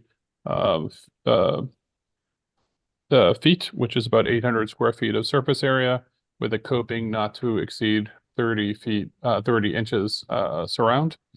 There's no patio or decking associated with the pool. It's freestanding in the grass. We're proposing to add a generator, which you can see is in the top left-hand corner. There's a tiny little square. It's on like probably a 3x4 pad or something. It's not very big. And there's a proposed shed at the end of the driveway, which is 198 square feet under the 200 square feet allowed to not count as ground cover. And then there's also an update to the amount of impervious surface consisting of decks, patios, and other impervious surface. The original application approved 1,875 square feet of impervious surface, and the applicant is asking for 247 additional square feet of impervious surface, primarily comprised of a path from the driveway to the house, or actually 2 paths from the driveway to the house, 2 different doors. That's and the there's a change at the back. There was a large deck at the back, and that's now been converted to a cellar access, like a down set of stairs down to the basement with a small landing.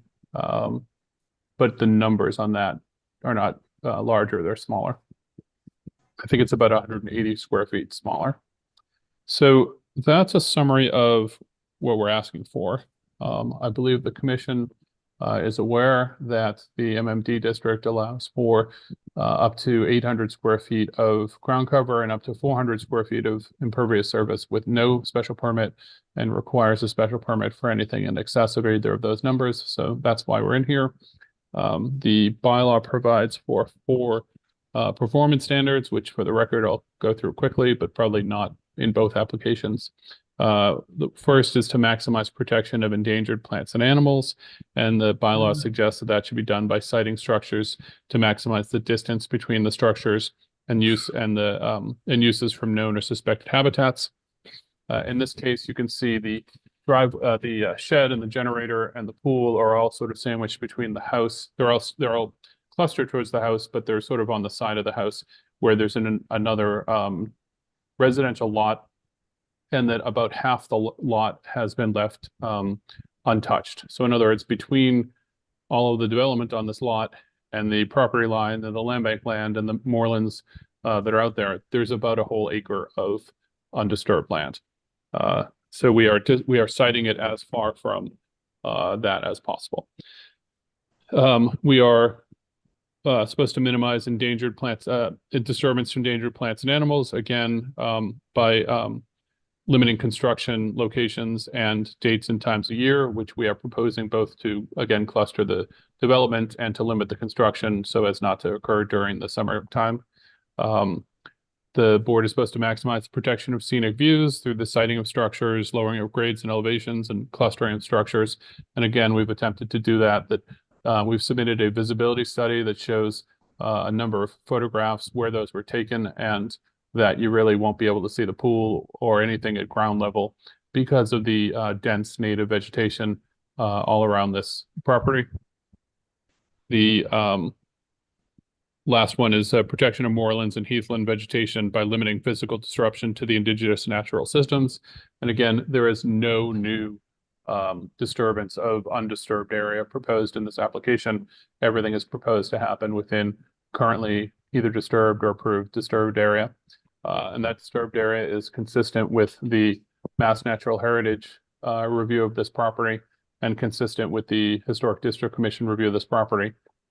As you know, you're not bound by the decisions of those boards, but the HDC does review these applications for pools and otherwise under both the Building with Nantucket in mind and under the Secretary of Interior standards for rural development. And in this case, the condition for the approval of the pool includes a condition that the pool should not be visible from any public way or public area, which would include the land bank land and the roads, and that maintenance of that non-visibility is to be perpetual. So there is a condition in place to deal with that issue in the HDC permit. Mass Natural Heritage, as you likely know, is part of the Department of Environmental Protection's Fisheries and Wildlife Office or Department Division, and Fish and Wildlife is staffed by experts in these protection of these plants and animals, and determined that the pool and other proposed developments would pose no risk to those. It issued what's called a no-take letter. Interestingly, that letter has essentially no conditions except to remain within the proposed disturbance area. So again, the shed is proposed to be clustered near the house and to be on the residential side of the lot. The generator is proposed to be near the shed and below grade in a vault, so it would not be visual or noise disturbance. And the pool is again proposed to be within currently disturbed lawn. And we proposed a number of conditions that would prevent any environmental risks.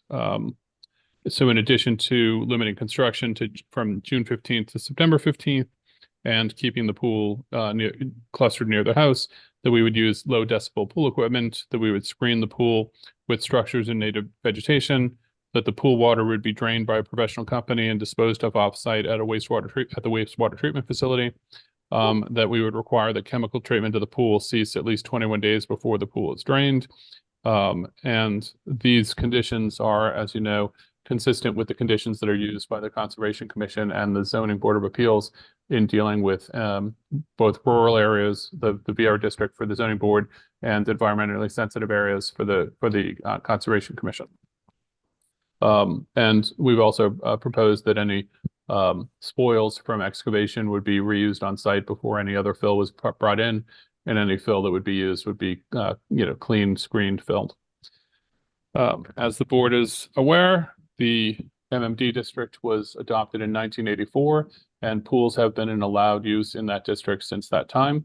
There's recently been filed a warrant article that would prohibit pools, and if that passes, which I expect it would, and I think I spoke in favor of it at your hearing for it, that would prohibit pools. But up until now, they are allowed, and they're allowed in this lot. This lot also has a freeze plan in place, so it would not be affected by that warrant article.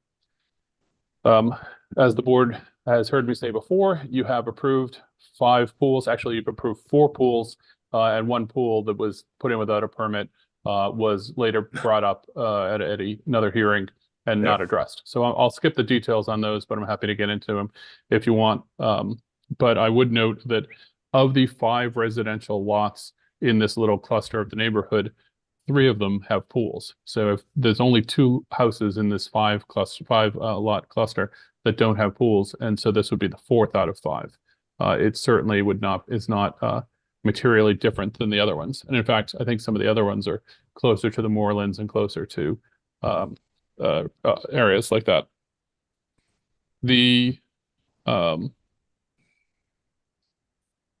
that you have has a number of has a lot of information in it that I don't think we necessarily need to review at the hearing, but I would like to defer to Brian Madden, who's a senior wildlife scientist at LEC, to speak to the information that he submitted in the letter that accompanied the application. Mr. Chairman, if I can, through you, go to Brian.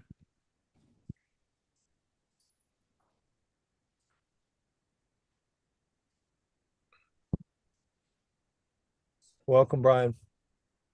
Thank you very much. Brian Madden from LEC Environmental Consultants.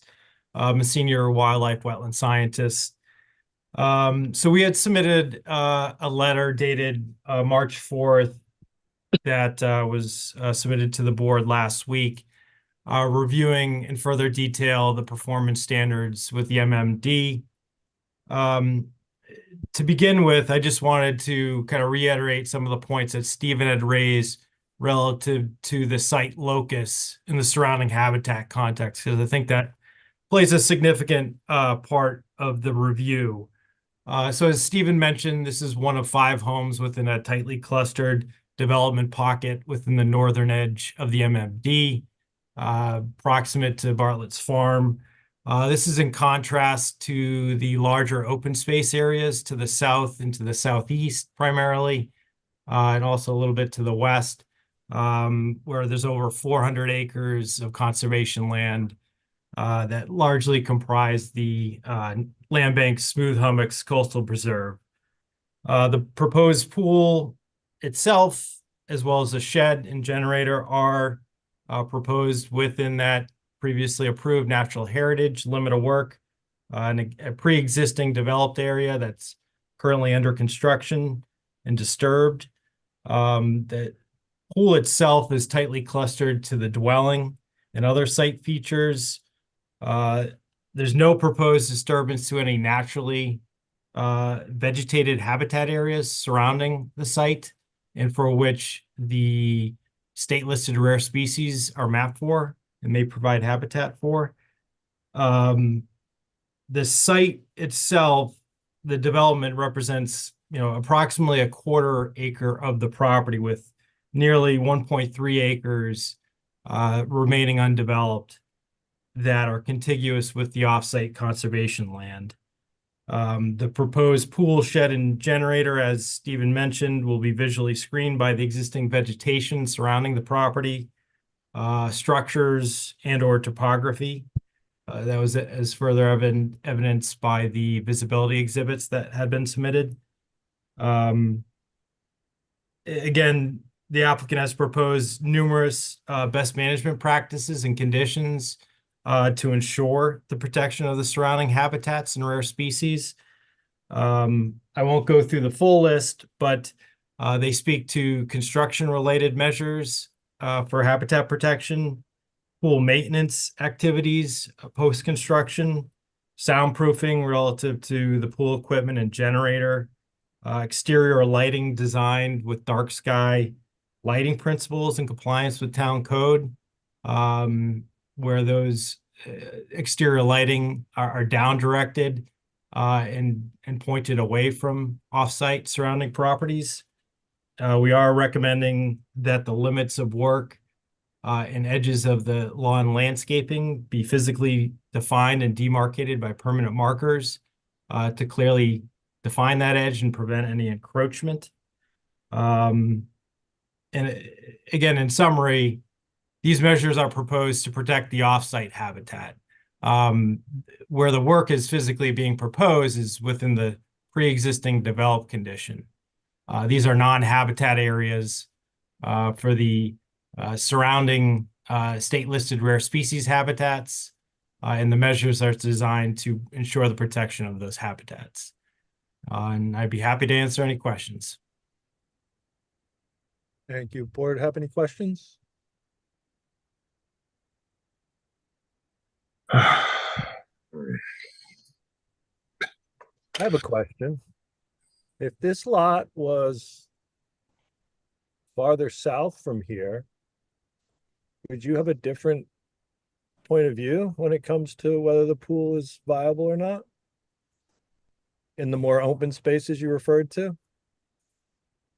I think I would. I think if it was more centrally located, as a standalone, and surrounding by open space areas, I think I would have a different opinion. But whereas it's tightly clustered to developed properties, again, 3 of which have existing pools, and considering the contiguous, somewhat 400 acres abutting, it's designed in a manner to be clustered and consolidated within that previously developed footprint. Yeah, thank you. Mr. Topham. I agree with Mr. Mann's assessment. The other thing I was kind of hoping for is that the pool equipment could go underneath this shed. You know, sound, noise, you know, in the middle of the night, so etc. So I think that would be something we should look into, or ask the applicant if he would do that for us. Yeah, So. Mr. Chair, through you, if that's a condition of the board of the permit, we could certainly put the pool equipment in a crawl space under the shed. Yeah. Any other board members have any questions? I have one for you, Stephen. What's different now than what was than the application that was put forward in February 2021? Well, could you be more specific? Are you asking me if the pool is different or the shed? Yeah, I mean, you basically were denied an application for a pool on this property then. Well, the entire application was denied. Yes, but it was brought forward without a pool and approved. So my question is what's different now? In the application? Yeah, I mean, why would a pool be okay now and it wasn't in 2021? Well, I would suggest that the denial in 2021 was not a shining moment of the planning board's voting history. And I say that with all due respect, but I have never seen the board deny an application without allowing an applicant to make revisions or to try and address concerns. And I suggest that none of you or the staff could think of such an example either, because it's a highly unusual activity for the board to do that, to take an application and deny it on the opening night with no ability to make revisions. I know that is not commonly done. So I would not suggest that is a good comp. I do get your point though, David, that the application was then approved essentially without the pool, and why should you approve it now? I think you should approve it now because the pool is proposed consistent with the performance standards that are within the bylaw. It is proposed to be clustered near the house. It's proposed to be, hidden from public view. It's proposed to be conditioned in ways that should protect the environment. We've submitted a report from an expert that we did not have at that time that demonstrates that there are no dangers posed to the moorlands and heathlands or the state listed endangered species by the pool. So I would suggest that the pool itself was approvable in the denied application and that it's approvable today. Okay, thanks. I just, and I don't want to take up too much time on this. For me, I feel like it's creep, and you guys put in an application, and maybe the board then, I don't believe I was on the board at that time, denied it. You came back with less, it was approved, and now a few years later, you're coming back to expand the use on the property. And well, that's true. Is that Yeah. creep? Is that I don't know. So I'm just throwing it out there because well, there's nothing that says that you're bound to only have one application ever, and you can't ever ask for more. So we are asking for more. Okay.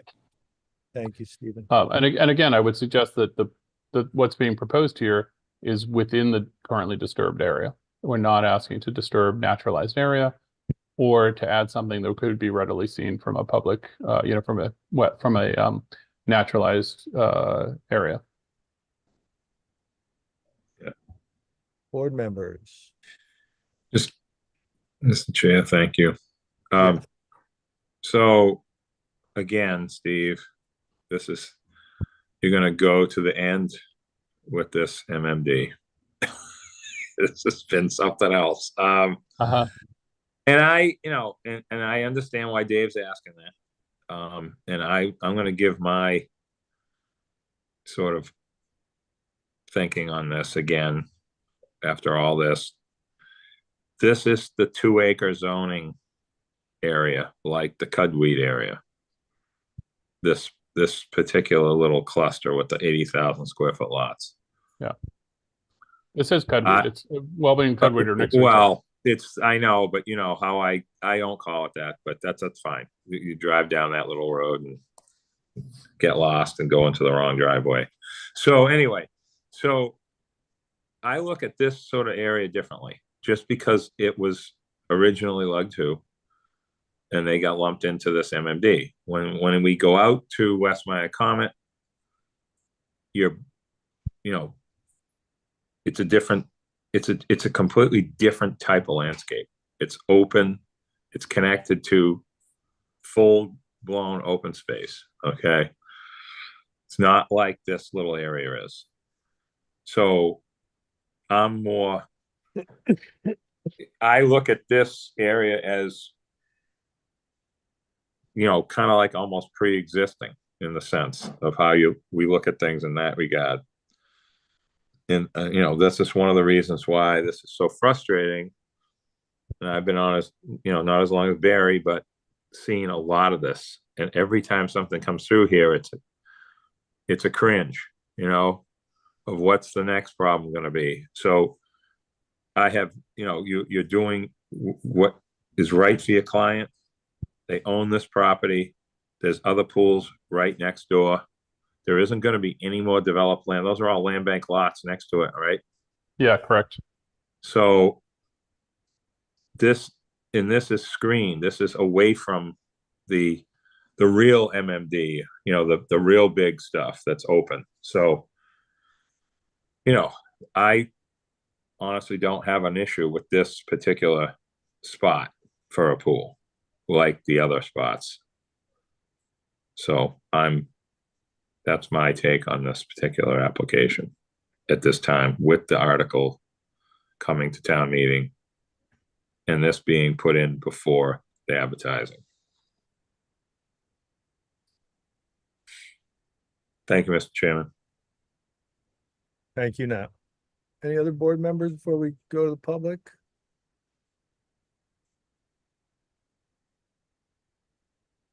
Mr. Chair, while you're waiting, my client texted me to point out that actually the pool was previously proposed to be within a undisturbed area, and it is now in a disturbed area. So I think that's a distinguishment in the. I think is what you mean. What? It's proposed to be in a currently disturbed area, and was previously proposed to be an area that was not yet disturbed. Yeah. I think I said it right. I remember that now. Yeah. It's true. Okay. Stephen, before we go to the public, I guess another question of mine is how much more non-decking are you're asking for 400 square feet more? Yeah, 247 square feet. And part of the difference just comes from the fact that this large deck was changed to a basement entry. But in reality, if you're asking me what's new, the 266 square feet of walkway from the driveway to the house is essentially of those. Yeah. There's one that wraps. That's essentially what makes up the new area. It's just those paths, and frankly, it's because my client has some physical disability issues and would prefer the stability of having a boardwalk as opposed to gravel. Yeah. Okay. Thank you, Stephen. Billy, do we have anyone in the public? Yeah, Emily Molden has her hand raised, and I'm promoting her now.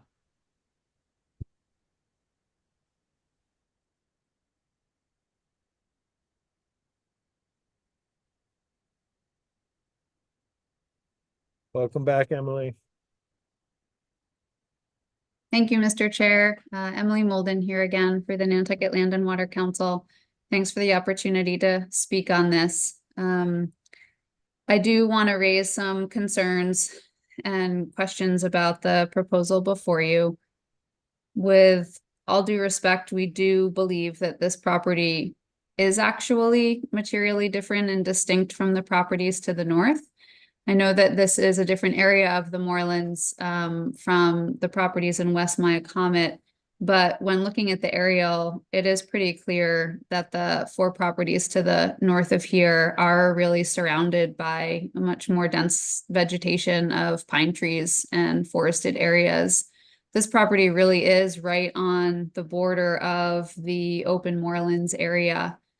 And looking at the proposed view shed images that the applicant provided, there's one to the south that is actually right adjacent to a cluster of pine trees, but being out there farther south on that road, the vegetation really opens up. And I do believe that this area becomes visible to the surrounding moorlands habitat.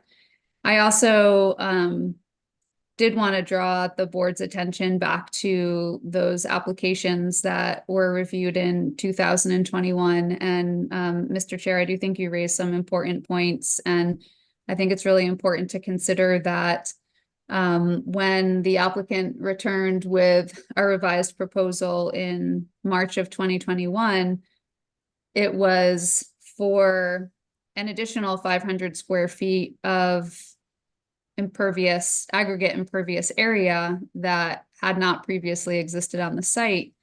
And it was really in part justified and predicated on the removal of the same 198 square foot shed and pool.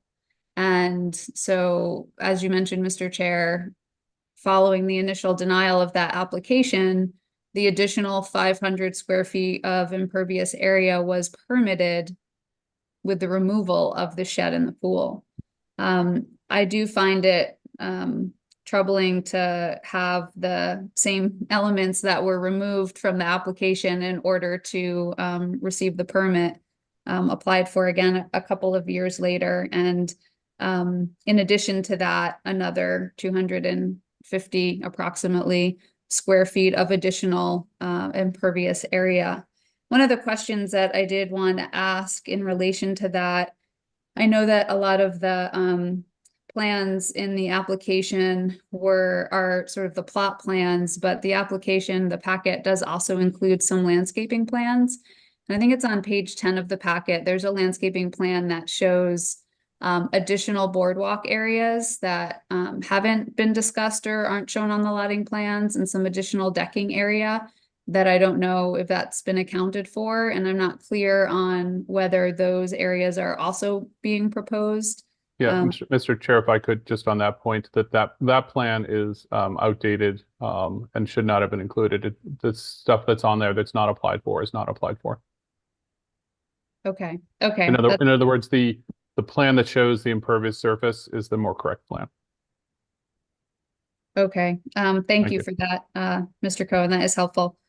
Certainly. But I do, again, think that there's a real difference with this property and those to the north because of its orientation and its location adjacent to the surrounding moorlands habitat. And I don't believe that this pool should be permitted, and especially considering the planning board's prior review and denial and then subsequent permit that was issued in 2021. I think it's inappropriate for the additional impervious area. The dwelling was and continues to be about 2,100 square feet of ground cover, and in 2021 an additional 500 square feet were allowed, and now in addition to the pool and the shed, they're requesting another 250 square feet. So as you said, Mr. Chair, I just see this as continuing to creep and increase in area that the Moorlands Management District and the bylaw doesn't allow. So we would request that you deny this application. Thank you. Thank you, Emily. Do we have anyone else in the public? Yes, I'm moving Campbell Sutton over now, Mr. Chair.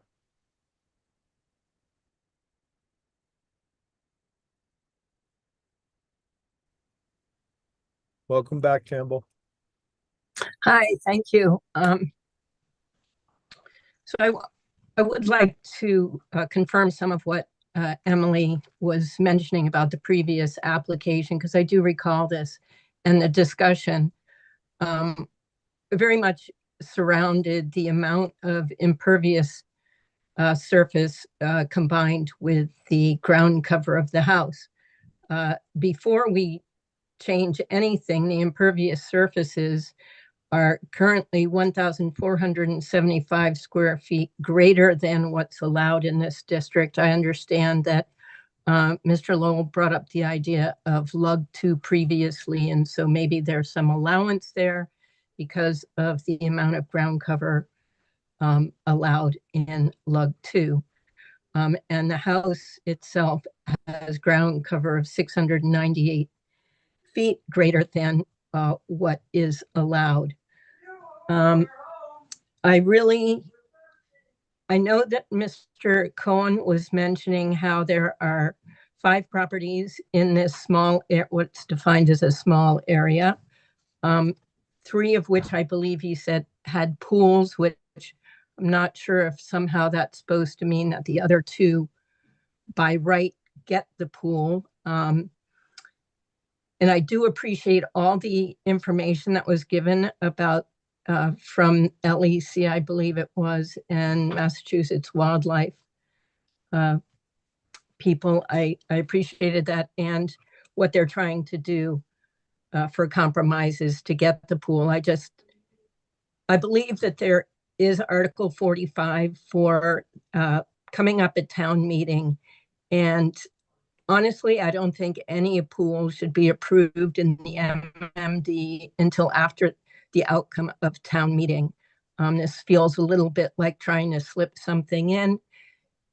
You could tell in other letters that were provided, people who purchased in the MMD really expected there to be no pools. That would mean there would be no, extra lighting at night, no added noise levels, etc.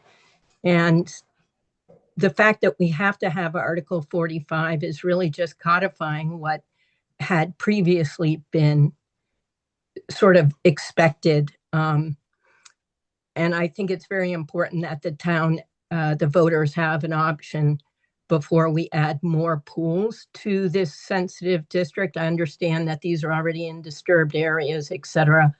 But when you're talking about non-conforming, pre-existing non-conforming lots, it seems like they're being used to say something like, well, we're pre-existing and non-conforming, so since we're that, can't we be a little bit more of that? And since we're a little bit more, can't we be a little bit more of that? And that just seems not like a really good precedent to be setting. If there are 3 in the area, then I think that should be sufficient. And I think, sorry to take so long, but I feel pretty passionately about this, and the fact that this application is back in front of you. As Ms. Molden had said, they had bargained away the pool and the shed in order to get the 500 square feet of impervious surface. And now they're coming back and trying to get back what they had given up to begin with, which was really why what Mr. Cohen had said about the board making decisions that were unprecedented, I don't think was the case at all. I think the clients knew what they were trading off, and they are now coming back to try and get what they wanted to begin with.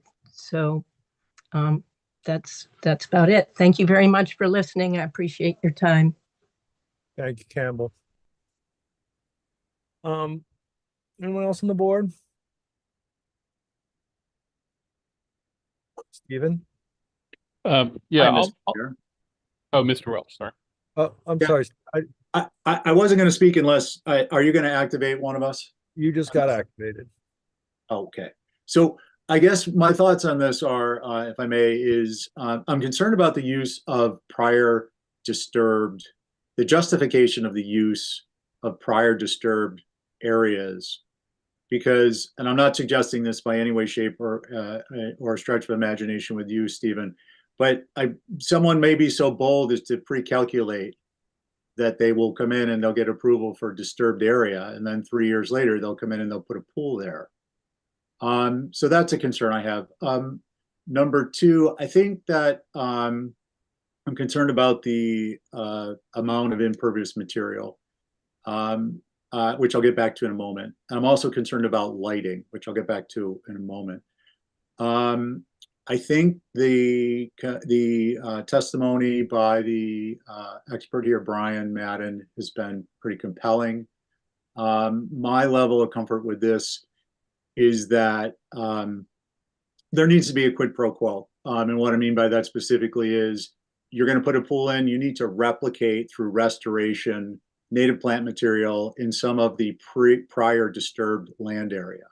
In addition to that, for me, there needs to be, the deck areas need to be constructed in such a way as they serve to be pervious. And what I mean by that is the deck boards need to be separated by at least a 10-penny nail so that the rain washes right through. It's almost as if they aren't there in many regards, other than you won't have obviously photosynthesis happening underneath them, unless you put Baltic ivy in. And then lastly, I think without prejudice at this point, I would suggest a condition that lighting not be allowed for evening or nighttime use. And that might be something that the applicant could come back and revisit if the pool is approved, once the project is wrapped up in its totality. And we could do what happens sometimes at the HDC, which is a view where they actually set up a specimen of how it works. And you go out there and you take a look and see if it's objectionable or not. So those are my thoughts. Thank you, Mr. Chair. Thank you, Stephen. And the other Stephen, you were about to. Yeah, so I'd like to respond to some of the comments that were made in terms of Mr. Welch's comments in terms of doing some revegetation. We could certainly look at revegetating some native area. That has not traditionally been a part of any of the approvals that you've issued, but it is actually something that I have suggested to my clients to propose, and we proposed it on 43 West Mycom, or 41, and you were unimpressed by our 10,000 square feet of revegetation. So if it's going to be more meaningful here, we'll certainly come back with some of it. I do appreciate that the decking boarding, I don't know if the deck is built or not, but certainly we could look at whether or not it could be constructed in a way to make sure that it would be more pervious for rain to pass through. Neither of those conditions strike me as unreasonable to look at. And then I think you also said the lighting. I think one of our conditions, which I may not have mentioned when I was reading the list, was that there would be no exterior lighting associated with the installation of the pool, and that any other lighting would be compliant with dark skies rules, which is supposed to be anyway, but is not always done. But we'd make it a condition here. So hopefully that would be helpful.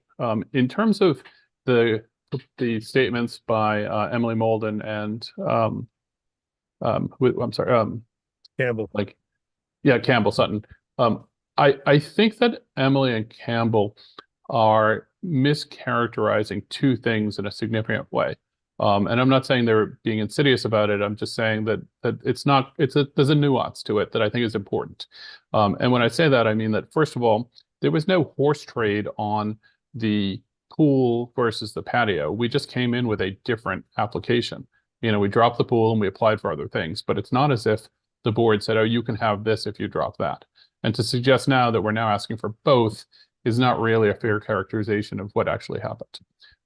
But more importantly, both Emily and Campbell seem to suggest that pools aren't allowed, that the neighbors who bought here had an expectation that there would be no pools, and that's just not true.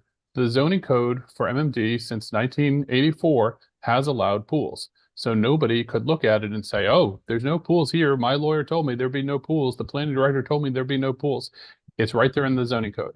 And every time the planning board has, or the town has updated that zoning code, including in 2022, when we did a full revamp of pools, it wasn't even cut from the pool revamp in 2022. So I want to be very clear that it has always been an allowed use in the MMD for 40 years. So that is just not factually accurate to suggest that. The other thing is that the 800 square feet for houses and the 400 square feet for impervious surface does not suggest that does not state that the houses are limited to 800 square feet and the impervious surface is limited to 400 square feet. It's just a trigger for when the planning board should be looking at whether or not those things are meeting the performance standards in the bylaw. In other words, ground cover is unlimited except to either the 1,500 square feet or the 0.5%, right? There's no limit on it except for the zoning limit. And there's no limit at all on impervious surface, except that the planning board should be looking to see if it's being done in an appropriate way. So suggest that somehow asking for something that's allowed and demonstrating that it meets the purpose is somehow asking for something that's not allowed, I think is a mischaracterization. And Campbell suggested that, oh, these lots are non-conforming and therefore they shouldn't get extra or whatever. They're non-conforming as to lot area, but because they were 2-acre lots when they were created, and then they were put in a 10-acre zone, after they were created as 2-acre lots. But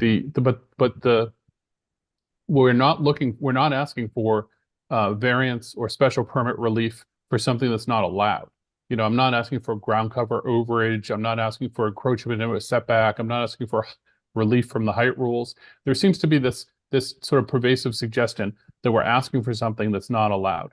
And the reality is what we're doing is asking for what is allowed in the bylaw and demonstrating that it meets the performance standard in the bylaw. And so I think that's the question before the board. It's not, have you already had your bite at the apple and are you asking for something that you're not allowed to have? It's, are you asking for something that you are allowed without limitation so long as you meet these performance standards?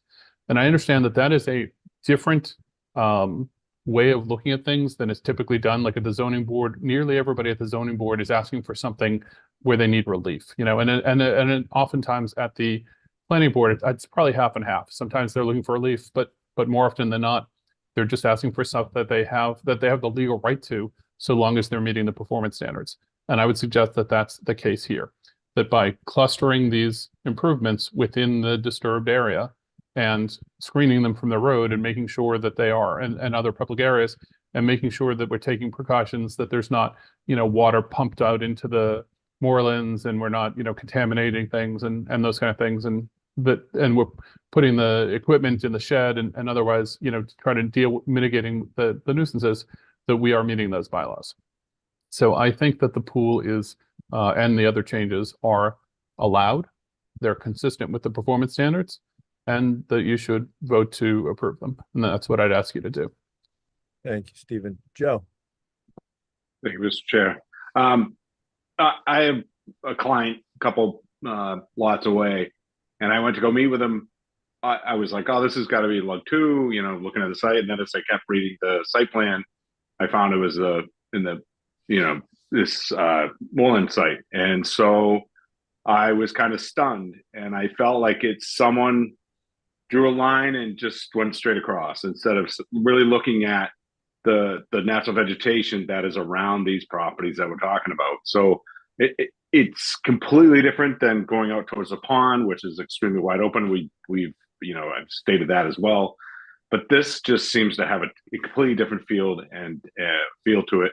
And I think that the natural vegetation that is on these lots and in this area really kind of changed the definition of this lot. And I understand it's within that code or zoning, but I think it was a mistake on someone's part. I really don't feel like that these sites were intended to be in this area. They are, but like Mr. Cohen said, it's not like we can't have a pool, but this site in this area just to me seems like it would be okay.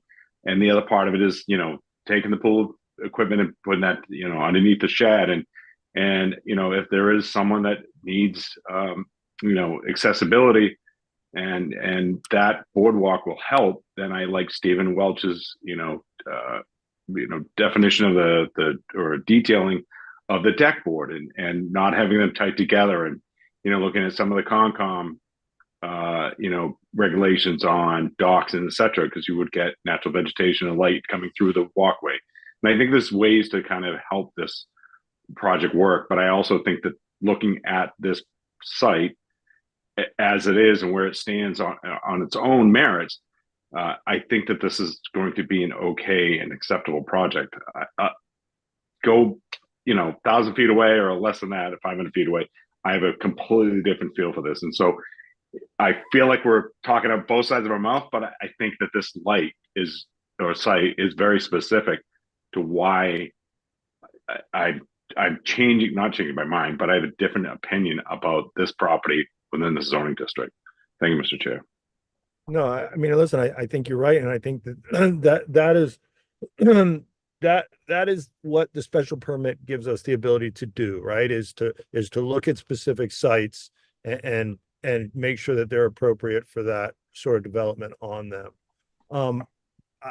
For me, and I don't want to belabor this, but I think it's also important that we understand what the board and its makeup wrote in its decision, or have the minutes so that we could look at them to understand what the last board, why they denied it and what their thought process was.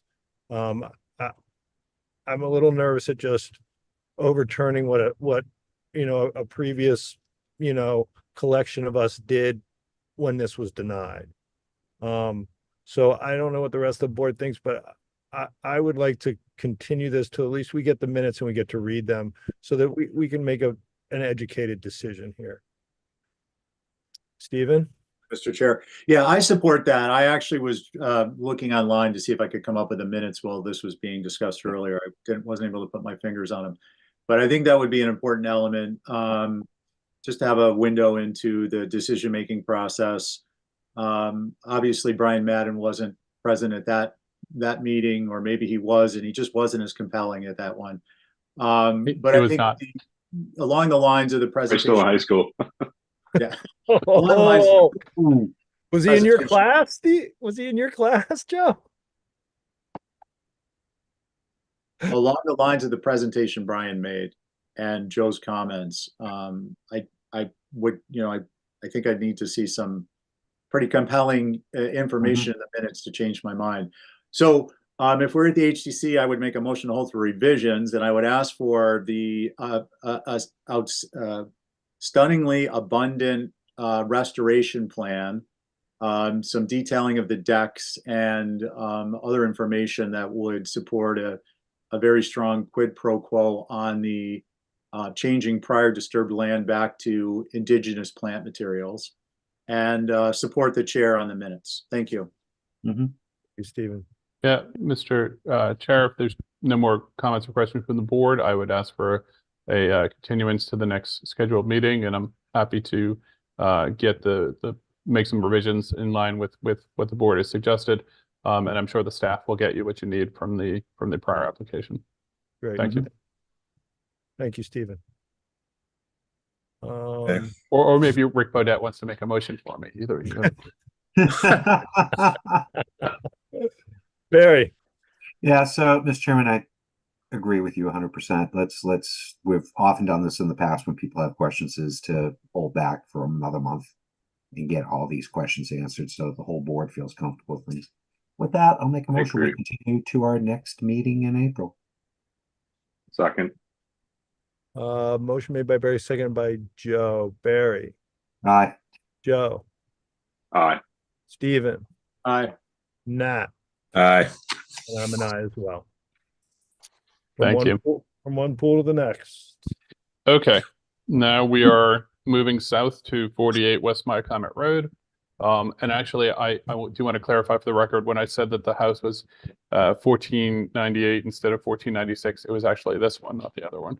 That other house is, I think Emily had pointed out, 2109 square feet, but Anyway, so 48 West Myacomet Road is a waterfront lot on the southern point of West Myacomet Road, and it is a lot of about 68,000 square feet, and it's connected in ownership to a lot that's another almost 2 acres across the street. Because they are divided by a road, they count as 2 different lots, but I do want to point out that they're in common ownership, and there's actually a legal requirement that only one can be developed at once. So if there's a issue at this lot, if they move across the street, this lot has to get become vacant. That's related to some litigation that took place 25 years ago. So the house that's built at this is just under 1,500 square feet, and the proposal is to have a 17 by 36 pool, which is about 612 square feet of surface area, and coping not to exceed 4 feet around it. And then again, with the pool equipment that would be in a underground vault. If there's a preference that it be moved under the shed, that's certainly something we could do. The shed is existing, but I don't foresee that as being incredibly difficult. The pool and the shed is on the other side of the lot, so I'm not sure if it's a great idea, but if it was really a critical issue, we could do it. The idea is to put the shed, the pool equipment now in a vault that would be up by where the propane tank is, just to the north. So this application, again, has HDC approval, and it has MISA approval from 2017. But what's actually interesting is the updated MISA maps remove this lot or a portion of this lot from the mapped area. So the area where the pool is now is not MISA mapped area, even though in 2017, when the lot was developed, that permit had a MISA approval for development of this area. So we have submitted a visibility study that shows that the lot is substantially not visible, and we have submitted the HDC approvals and the prior MISA approval. Brian Madden has also submitted a letter similar to the letter that was submitted for 8 Wallbang, and he could go through it, or he could give you the highlights. I do think what's interesting about this lot compared to the other one is that it is subject to Conservation Commission jurisdiction. So we just went through an extensive process where the Conservation Commission was concerned about the impact on wetland scenic views and on endangered species, which it has jurisdiction over. And we spent 2 or 3 meetings going through that, and I think Brian did a great job of convincing the Conservation Commission that they should issue an order of conditions because there were no material concerns. And as I think you all know, the Conservation Commission is not, they're stingy with those permits. So, getting that was not an easy task. But ultimately they issued an order of conditions with some conditions on the pool that would provide for it to be permitted and installed in a way that they felt was environmentally sensitive, both to the physical environment and to the wetland scenic views. So I think that is significant. I'd also point out that not the abutting lot, but one lot over at 52 West Myacomet is a pool that was proposed and approved by this board, and it's the most recent approval that you have, and it was actually approved twice. It was originally approved in a deck, and then it was approved to be removed from the deck and installed at grade. And I think you'll find, not coincidentally, the size and styling of this pool is exactly the same as what was previously approved at 52. And I believe I've submitted photographs of that as well. So again, I think the location of the pool clustered and the equipment clustered near the house, inside existing disturbed area, inside area that the MISA office has determined would not be a detriment to the natural environment, approved by the HDC and approved by the Conservation Commission, that we have a plan that would be that should be approvable under the bylaws, under the MMT bylaws. Everything else is already approved and built. Nothing else is before you today. Thank you. Thank you, Stephen. Do you want to have a very short version for Brian for the record? Yeah, I think I like just. Thank you. Again, for the record, Brian Madden from LEC Environmental Consultants. I'm a senior wildlife wetland scientist. And again, just to start with the location and context, because I think that's again important to note. So this is within the southeasterly corner of the MMD. There are no directly abutting open space conservation areas. There are developed single family homes to the east and west immediately abutting. There are also developed properties to the north of the traveled way for West Maya Comet Road. The open space in the 400 plus acres comprising the Smooth Hummocks Coastal Preserve is located some distance away, further to the north and northwest. As Stephen mentioned, the pool itself is located entirely within existing lawn area. The pool equipment is currently being proposed to be installed within an underground vault for visibility and auditory reasons.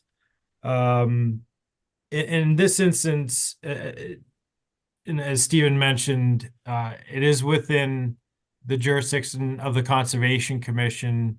The final pool location is greater than 55 feet away from the coastal dune, but from the shoreline or the coastal beach, it's located greater than 100 feet away. And one of the rare species that's been mapped for the area is the piping plover, which is found on the beaches.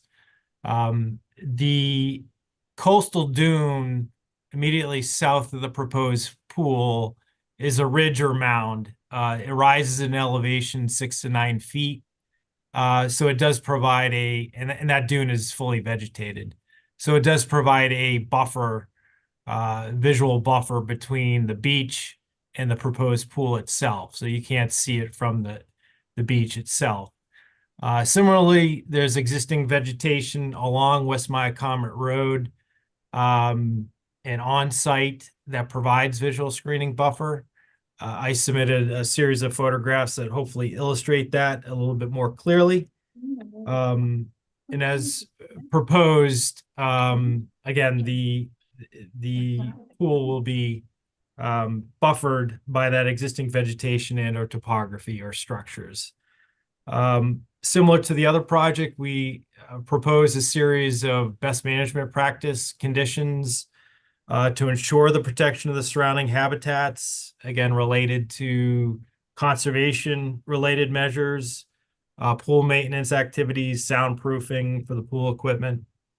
Exterior lighting similarly will implement dark sky compliant lighting principles in compliance with the town code. And we are proposing to physically demarcate the limits of the lawn with permanent markers to prevent that future encroachment. But as currently proposed, the pool is located within non-habitat areas for surrounding state-listed rare species. It's within that existing lawn area. There's no encroachment or expansion into naturally vegetated areas. And as part of the conservation approval, there is a trigger removal mechanism that was conditioned as part of their order of conditions that if the pool is located within 25 feet of the coastal dune, then a notice of intent needs to be filed to relocate or remove that pool. But the pool itself is actually located slightly landward of the dwelling, as you can see in the plan. So the retreat is going to be dictated by the proximity of the dune or the shoreline to the dwelling. But to summarize, those BMPs and conditions are proposed to protect the surrounding habitats in compliance with the MMD, and again, be happy to answer any questions. Thank you. Board members?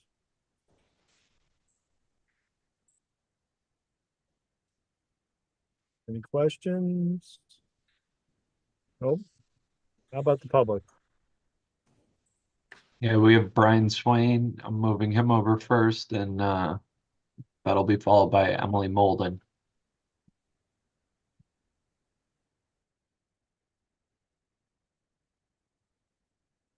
Welcome, Brian.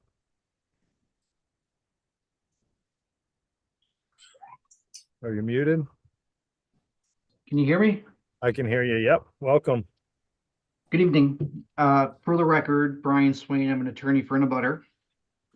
And we submitted a letter in January which memorializes my client's specific concerns in objection with this application. First and foremost, the proposed construction of a pool and its related equipment on this property, they're inconsistent with the standards set forth in the pertinent MMD section and also the special permit sections of our bylaw. This parcel of land is located in a particular region of the island that contains fragile and unique temperate zone heaths and moorlands. And this habitat is not only a rare and fragile endangered landform on the island, but it's also a rare and endangered habitat in North America, which deserves the utmost protection. And fortunately, the planning board is tasked with providing that protection. It's literally eroding away from us at an unprecedented rates without the assistance of human interference. Examples of that include recent storm damage to the South Shore's dunes, banks and bluffs, and most recently, the breach and abandonment of a portion of our sewer bed, which is just a stone's throw away. And notwithstanding that, the applicant's proposing to cause unnecessary disturbance and to voluntarily excavate, destroy, and dispose of a portion of this unique environment to install what amounts to be a luxury accessory feature in a seasonal home. The premises is currently improved with a house containing approximately 1,500 square feet of impervious ground cover, a 200 square foot shed, and 1,060 square feet of decking, landings, and porches, totaling an aggregate impervious area of 2,760 square feet. In this district that allows only as a matter of right 800 square feet of ground cover for one house and 400 square feet of impervious decks, covered porches, or other impervious surface areas. As it sits now, it's already double the amount of impervious area allowed in this zoning district. In addition to being twice over what's allowed as a matter of right, the applicant proposes to construct a 612 square foot swimming pool, adding that much more impervious surface area to it. And that would increase the aggregate impervious surface area to 3,372 square feet, which is more than 2.5 times what's allowed in this district. That doesn't include the proposed underground vault, which is proposed to have underground pool equipment. That figure should be included. At a recent meeting not long ago, the planning board justifiably denied the owner of a neighboring property a similar request for a pool special permit in the MND. In that particular matter, the proposed pool is 480 square feet, which is smaller than this one before you. And the board properly concluded that a pool will cause adverse effects on the moorland environments and scenic integrity, and properly decided that the construction of a pool is contrary to the requirement performance standards of the MMD zoning district. This application doesn't comply with those particular standards. The applicant has already maxed out the property to twice what is allowed. Increasing it to 2.5 times what's allowed is an egregious request. As this proposal does not meet the performance standards of the MMD section of the bylaw, is clearly not in harmony with the general purpose and intent of the bylaw, and therefore doesn't meet the standard of a special permit. And for those reasons, this request should be denied. Thank you. Thank you, Brian. We have Emily next. Billy? Yes, she's being promoted now. And then we'll have Tom Barretta and Campbell Sutton. Gang's all here.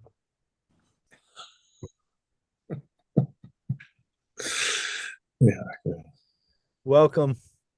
Thank you, Mr. Chair. Sorry for the short delay there. I appreciate Attorney Swain's comments and don't necessarily want to be repetitive, but there were some additional points that I wanted to bring up and raise for the board's consideration.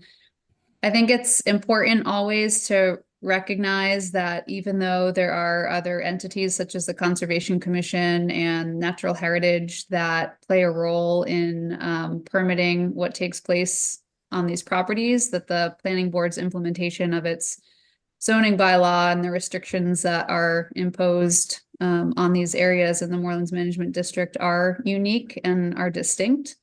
I think that to suggest that MISA's determination or Natural Heritage's determination relative to specific impacts to specific endangered species represents that there's no impacts to the environment is not accurate. I think that the planning board's bylaw and the performance standard therein are very different from that. And I think it's really important to keep that in mind. I also just wanted to address a comment that the Moorlands area and the Smooth Hummocks Coastal Preserve is located some distance from this property. And I also would challenge that notion. I think that the Moorlands and the Smooth Hummocks Coastal Preserve is actually in and around all of these structures on these lots, particularly down in this West Myacomet area.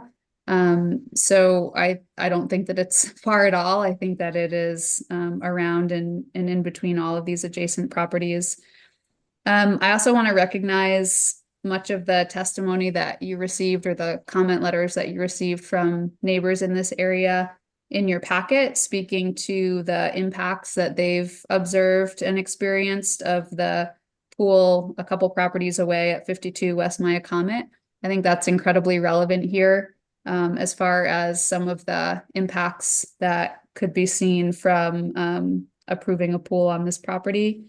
And then also, I wanted to recognize the planning board's denial for a similar and smaller pool over at 41 West Myacomet, and also agree with Attorney Swain that this proposal doesn't meet the performance standards for the Moorlands Management District, and we don't believe that the planning board could condition it in a way that it would. So we would also respectfully request for you to deny this proposal.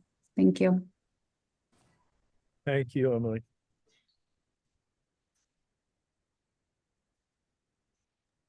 We have Campbell next, I believe. Promoting Tom Beretta. Okay.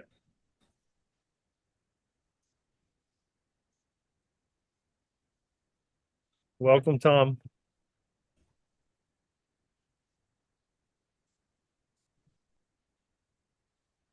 You might be muted, Tom.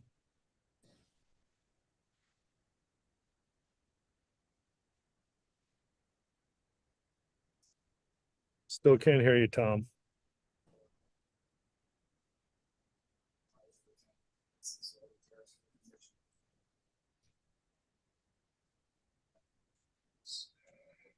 We're going to come back to you. We're going to have Campbell come on, and then hopefully you'll have yours sorted out by then. You might need to leave and come back on. Bill, you want to try Campbell? Yep, moving Campbell over now. Hi, Campbell. Welcome.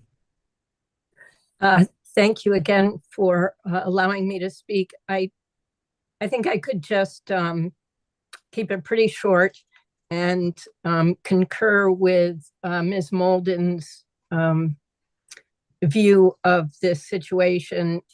I do think Mr. Madden speaks very compellingly, but that his purview is really the endangered species, be they plant or animal, in the area. And I think that the letters that you had start to speak to the human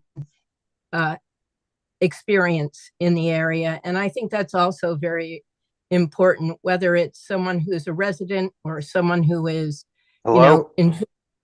Hello? Hey, we can hear you, but hold on, Campbell speaking, all right? Sorry, Campbell, go ahead. That's okay. So I would like the board to consider the human element and the human experience in the MMD. When it comes to 52 My Comet, I'd just like to point out that one is a smaller pool. I believe it is 14 by 32. Not that I approve of the pool that we're discussing, but it's not the same. It is smaller. Also, it is considerably further, as you could see in the photos, from the waterfront, which, as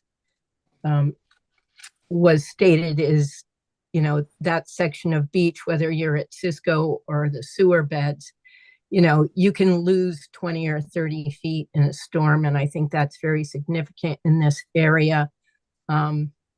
So I will leave it with that, with a 2 thumbs up for Emily and Brian. Thank you. Great. Thank you, Campbell. Tom, you squared away your technical issues? Yes, sir, I did. I apologize for that. Perfect. No problem. All right. The floor is yours. I'm not exactly sure what you had heard in regard. So basically, I'm not going to reiterate everything that I've said at the previous meetings. I just want to raise the point that some portion of this pool can be seen from the public way. They did install some pine trees along the road there a couple years ago, and for screening. And as we know, we have that pine beetle infestation that's moving across the island. That's going to be pretty much taking them out in the near future. And also, having lived out there for the last 30 years, we've dealt with massive hurricane salt spray, which has sprayed the pine trees out there and killed them in clumps from that. So even if they have vegetation screening right now, it doesn't mean it's actually going to be there in 10 years or so, or would it be replaced? So I agree with everything Emily has said. I agree with Brian Swain. We've been through this before. I just wanted to bring that aspect of it and bring that to your attention. And also in regard to the pool lights, reflection and whatnot is another factor I just want to make sure that's aware of. So thank you very much for your time. Thank you, Tom. Mr. Cohen.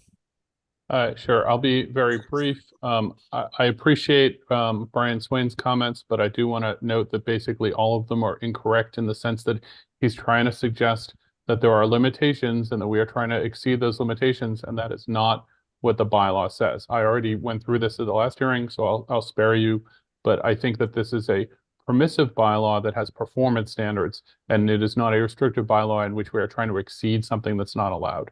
That is not a correct characterization.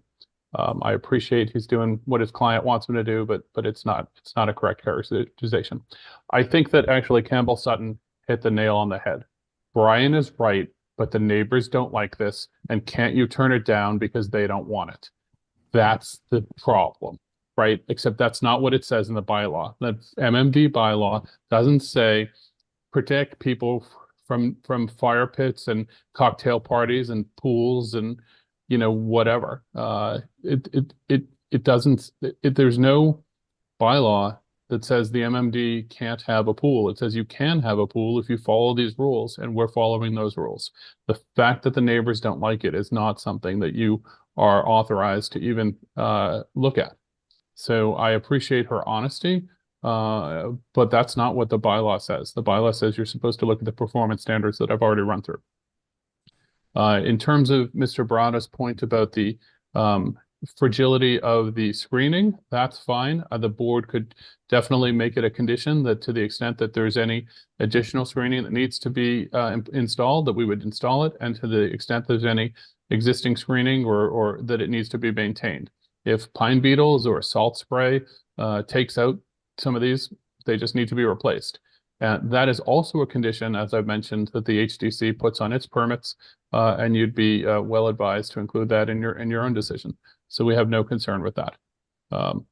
And again, if something like Mr. Welch was looking for in the other application in terms of some kind of trade that might be suggested, we're not adverse to considering some kind of net benefit here.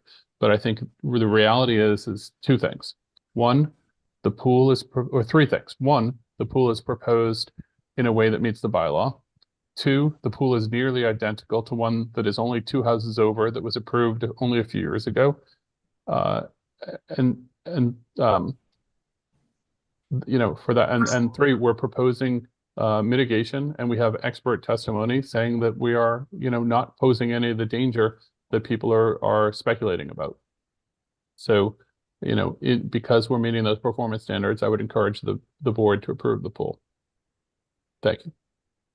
Thank you, Stephen. Board members. Dave. Yeah. Hi, Dave. Just a quick question, not that I don't know if this was already said. Why, when we approved the pool here, I don't know how many years ago that was, 4-ish. Why wasn't it built? Or is that permit expired, or what happened with that? It wasn't approved here. Didn't we approve? There was a pool approved at 52. Okay. Linda Williams pool. Yeah. All right. So that was a different house. Yeah, at 52. The one not next door, one over. All right. Okay. So that explains that. All right. Very good. See, and this is the problem. Like I said, before, this spot is not anything like the other location. I'm trying to be consistent with what we've been saying in recent time in this area versus the Cudweed area. And I think that that's, regardless of my personal feelings for MMD and the whole rigmarole that every property owner has to go through out here, it's just, we have to adjust our thinking. I mean, this is not the same as those other lots as far as all the things listed by the opponents of this and so forth. I mean, there are technicalities, but you can say it's allowed in the zone, and I get that, Steve, and I you do a great job with this. I don't envy you at all. I don't know. Somebody has to take this on, I guess. This is your area, because nobody else would probably want to get involved in it. But this is a very unfortunate type of situation out here. So each thing has to be looked at in its own relevance. So I'm not in favor of this application in this spot because of all the things we've gone through in recent time since the last couple of years, and where we're headed at town meeting as well. That's all I have. Thank you, Nat. Anybody else with a comment or a question? We have a member of the public with their hand raised, Molly McGrath, if no board members. Okay.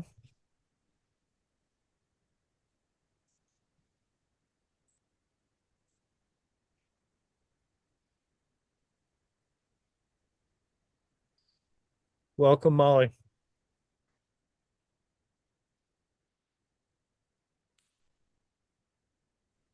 Molly, you might be muted. Okay, forgive me. We hear you. Okay, thank you. Sorry for the delay. We are owners at 50 West My Comet. So we're keenly interested in this, and I'm happy to have listened to this entire meeting, and I'm grateful that Brian Swain represented us, and I appreciate all the sympathetic comments that line up with our view. And I just am compelled to speak because we aren't people who are opposed to pools. We are people who moved to West Maya Comet and love the MMD. And we were, I guess, sold a bill of goods because we were told by Meg Ruley and by, you know, who everybody that we worked with in remodeling our house that there could never be a pool in the moorlands.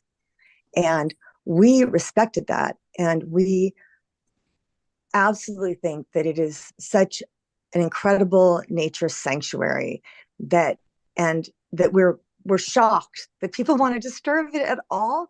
And I'm not, you know, a tree hugger, like environmental activist. It blows my mind. And the, you know, I think it's an awe-inspiring area of the island. And even if you say you want to put something in a previously disturbed area, which you are then removing, you know, you're removing the natural elements to make way for your unnatural elements. You're further, it's such a slippery slope. It just keeps going. But it shows no respect for the intentions of the MMD. And I wonder about everyone at town hall and their fiduciary obligation to respect the intentions of the MMD, because everything isn't the letter of the law, it's the spirit of the law. And aren't we custodians for Nantucket and for the next generation? I mean, thank God somebody didn't put condos in, you know, in the 60s or 70s when no one thought that the land was so special or rare. But now you literally in your earlier meetings are talking about the fact that there is no more commercial property. There is none. Well, guess what? There's never going to be another moorlands. And, you know, you can talk about many areas of the island like this, but I feel like even in the situation you were discussing earlier, you were actually thinking, well, maybe it's okay to put the pool in this area of the North Moorlands because it's really abuts that parcel in the land bank, which gives that natural setting. Well, I think it's crazy that only through conservation are we protecting further erosion of this area when we've already deemed it to be special and unique. So anyway, sorry, I got a little bit excited. But at any rate, I thank you for your thoughtful consideration. I really trust and hope that you will deny this application. The Braylio pool sits to the west of us. And if this is approved, this will sit to the east of us. And I will be running a YMCA on both sides because Braylio rents his house out weekly. They have pool parties. They have the lights on a rainbow feature sometimes. And everybody who goes to a pool, what I didn't know is they also need to bring a sound system. So, you know, the boom boxes are out and the whistles are blowing from the lifeguards that they bring in to teach the kids to swim. And, you know, it's such a nuisance. And it's just shocking in this pristine dune and beach community that this pollution and this disruption is allowed. Okay, I gotta go. I'm sorry. Thank you, Molly. Thank you. If it helps at all, Molly, we were sold a bill of goods on that pool for somebody's need for medical need for that pool. And that's how we got suckered into that. So I apologize for us being suckers. Joe. Thank you, Mr. Chair. And I apologize to Ms. McGrath because I was trying to speak, but technical difficulties or user error. I feel like if this is a headline tonight, you know, we're in favor of one, you know, project in the Moreland area, and then we've got one we're against it. We either sound crazy or we're inconsistent. But going back to my original comment about, you know, someone just drawing a line on a map instead of standing on a property, I think it's really important when you go out there. And for the other project that Mr. Cohen represented a couple of months ago, you can see these houses from Cisco. You're going to see them, you know, from the sewer beds, etc. They are exposed to wide open. And that's when I said, when I went to one of my clients' properties, I was kind of shocked that it was in this zoning area. Go 500 feet, makes total sense to me, and I think that this falls into of the characterization that it should not have a pool. It should not be in this area. I think that it's just the lighting and the wildlife and the aviary population, and being on the Concom, it gives me a couple triggers as well that I wouldn't really be in favor of this, and so I'm not in favor of this. It's all for the same standards I said for the last project that we denied. So that's kind of where I like to leave it for now. Thank you. Okay. Megan, I'm going to need to appoint someone on this, correct? John, Yes, please. John Kitchener, you'll be the one. I think Steve was last. Mr. Chair, does that give me an opportunity to say a couple of things or no? There's always an opportunity. Yes. A couple of things, John, whether you're picked or not. So the floor is yours. So, as I was listening to the neighbors and Attorney Swain, I pulled up, the location on GIS maps, and I'm sitting here looking at it, thinking it's inconceivable that anyone would even think about putting a pool right there. Look at it, where it is. The ocean, the open, it's just inconceivable. So I won't repeat Attorney Swain because he said it all, but I want to echo something that Campbell said, which was, there's something called the human factor, and she's absolutely right.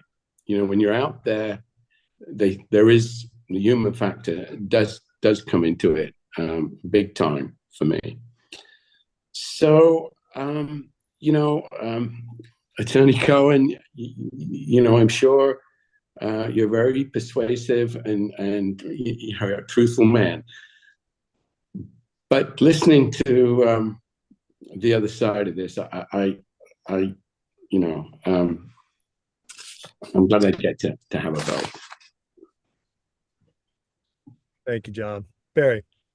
So it's very difficult to sit on the sidelines here sometimes, but you can rest assured that we are trying to do the right thing, evidenced by the fact that there is an article coming before town meeting that addresses this very issue. And as we have changed other things in the past, there's no surprise that you get a glut or an influx of applications before the window of opportunity closes. It would not surprise me in any way, shape, or form. We may not deal with this very subject again in April, maybe at a different property, probably at a different property, because the window of opportunity is closing. We've recognized the problem and we are addressing it. Now, I get the whole human factor thing, okay? But this board is bound above and beyond the human factor by a court of law. And the court of law doesn't always address well the human factor.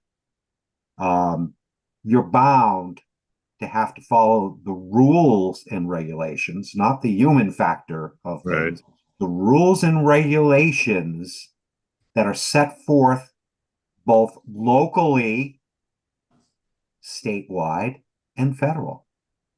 So I think we're doing our best to try to bring this situation back to where it can be. But we can't just go leaping off the deep end based upon a series of feelings. There's got to be a certain tangibility that sits there to it. Do I necessarily like the idea that we're here right now? I'm here right now with this. But on the other side of the coin, that is the reality of what has happened. For years, everyone comes running out of the woodwork sometimes. I love that. But no one's really addressed this situation either. So there it's just been sitting all along. And from time to time, it's come up. But again, this board is not charged with what we think feels good. I mean, we certainly try to negotiate certain things, and that I think is admirable, and I think we really try to make the best of it. But we are still bound by those very things that, again, are rules and regulations of this. You may not like what Steve Cohen said earlier, but he's 100% correct. It's there on the books, totally unchallenged. So I just would, and unfortunately, this happens sometimes with boards. I watch them go running, and I'm sorry, I hate to keep using the word human factor here. There's probably a better term at the moment. But we can't, we're not charged with going off and running off and just dealing with it how we feel about things. That's that in a court of law, it's marked as arbitrary and capricious behavior because your rules and regulations don't support it. So what you're left with is when you finally get to a stage of having to deal with this, then you change the rules and the regulations. So as one member of the board who's been doing this for years, sometimes it's like, oh yeah, we really do need to take care of that, don't we? And sometimes it's a function of two things just lay dormant forever, and then one fine day, someone triggers the magic button, and all of a sudden you're like, oh my. We can't anticipate every situation, but we certainly try our best. And when we find that it's not working well, I think we try to move ahead and change it so that it becomes what really kind of should be happening with things. So I'm sure there's more I want to say, but I'm going to leave it right there at the moment. But thanks for listening. I appreciate it. Thank you, Barry. Any other board members?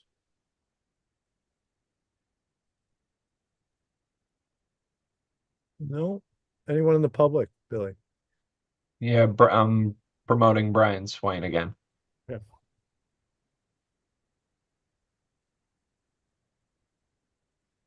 Welcome back, Brian. Hi, thanks for having me back. I appreciate what Barry said, and I think we did articulate in our letter, and I and the other speakers did provide a legal basis for denial. And I just wanted to cite that special permits aren't rubber stamps. They're issued in accordance with the spirit and intent of the bylaw. And the performance standards, 139D 1 through 3, this particular application doesn't comply with it.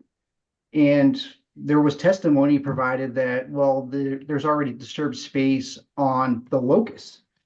139D1 says that you consider the locus and even habitats that are located off-site. So if there's any concern about this particular project causing any, having any adverse effects off-site, you have a cause for denial. 139D2, visual impacts. You can deny on that too. So multiple avenues to deny this. And the human factor is compelling, but there's also a legal factor and a legal basis to deny this. Thank you. Thank you, Brian.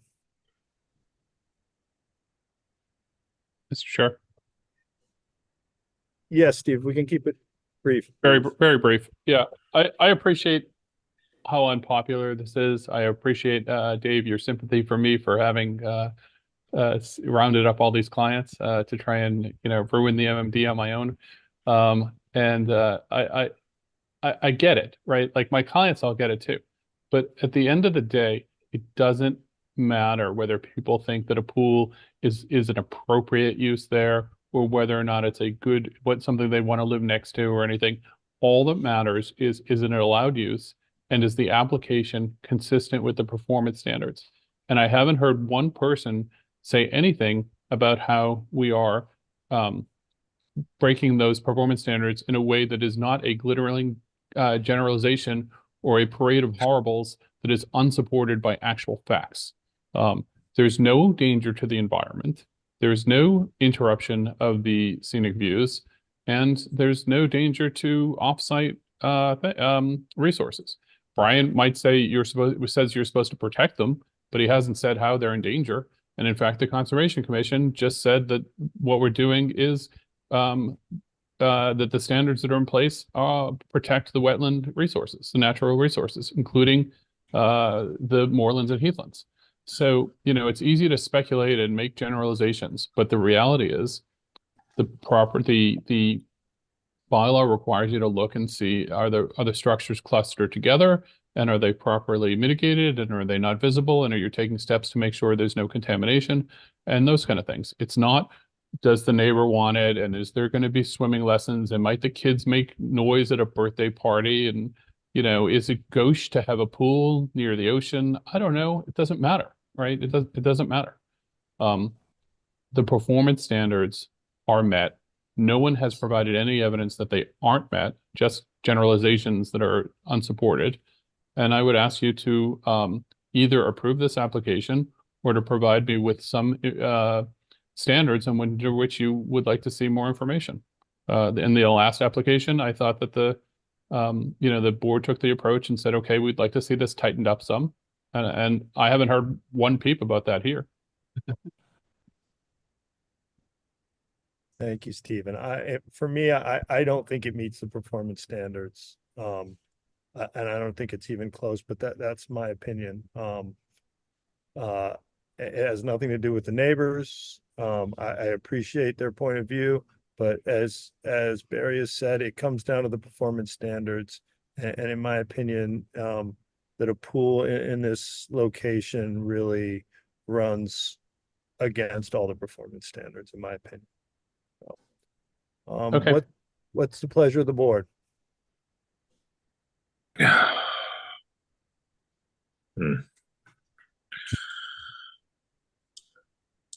mean, I'm ready to close. You guys are. Anyone in the public before we do that? There are no hands currently raised. And Barry? Before you do that now, I just want to make sure through you to Mr. Cohen that similar conditions like the lighting thing that we've talked about, just those kind of things will be addressed so that it doesn't become overburdensome. Yeah, I mean, I think we were applying with the same conditions. They're in the written application. You know, Fine. Yeah.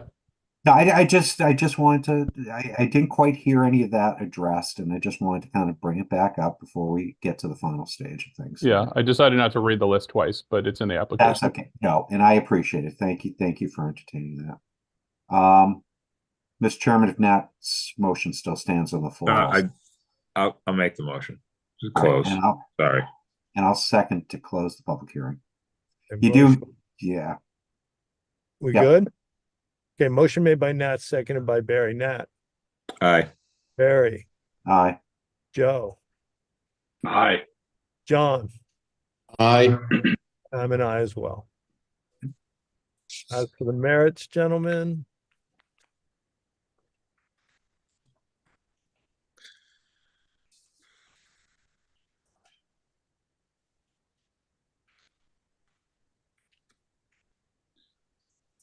Yeah, I just go back to the other one we did around the corner. I think you're right, Dave. I think it's within the standards and performance that we looked at that one, and I feel that this is not a project that I find approvable. So I don't know what everyone else feels, but that's where I stand.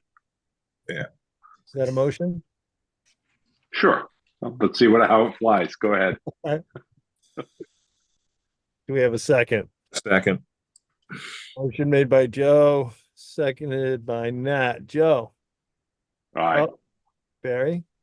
So that I'm clear, the motion here is to deny the application. Yes. Yes. And are we gonna make findings for that? Because we should. Yeah, I'm sorry to bring that up. No, that's but it's something that traditionally in the past, if we've denied an application, we at least provide documentation to explain why the heck we're doing it. I mean, the board is not 100% obligated to that. No. We need to give. Okay, I just thank you. I appreciate it. No. I think you're 100% right. You know, that we find that it doesn't does not maximize the protection of endangered animals and species. It doesn't maximize the protection of scenic views, and it doesn't maximize the moorlands and heathland vegetation and landforms. Would be my reasons. Yeah, and that's why I referenced, 41 West My Comment. I mean, if we want, we're gonna Megan bring those up and she could read those. I think in the situation we are with pools right now, I think we really need to be specific about the reasons. Yeah, I think if she could read those, that would be fantastic. Yeah. Billy, do you have access to the files in the office? Can you shoot me over the 41 decision? Yes, I'm pulling it up right now. I Thank could you. also, yeah, hang on just a moment.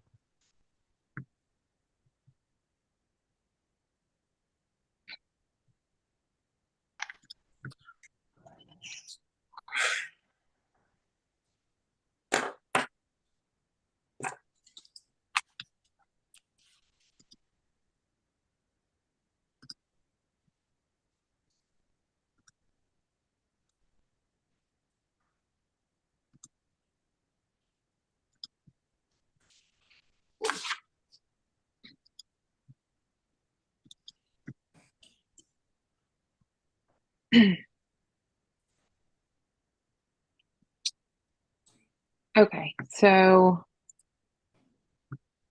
the 41 West Maya comment decision to maybe use as a guide if you find the findings and reasonings the same. There was 5 findings. This is going to be lengthy to read. Would you prefer I just bring it up on the screen? Yes. Or read through it? Okay. Please. Yes, please.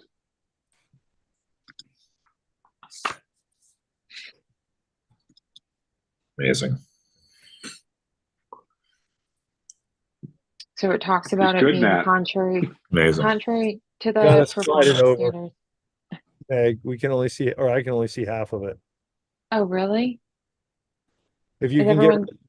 can everyone else only see half of it? I can share Yeah, my but- screen, Meg. I can see the Okay, whole try. thing. Oh, hold on. Bring it back up. It might Okay, be okay. my issue, not yours. Might be user error. Dave, it might be the view selection that you have. Exactly. There we go. Yeah, Got it? Okay, so this decision outlined that the pool specifically is contrary to the required performance standards. So it listed all of those things that you just listed, Dave, the protection of endangered plant animal species through the siting. It does not maximize the scenic views. It does not maximize the protection of the health and vegetation of landforms. It then went on to talk about things that had to do with the driveway, so that is not relevant for this application. But it used, and then it talked about the swimming pool equipment, so that would also be, you can include that here. So really it is just kind of expanding on why those 3 performance standards are not suited, would be the findings if you were to deny this application. Mhm.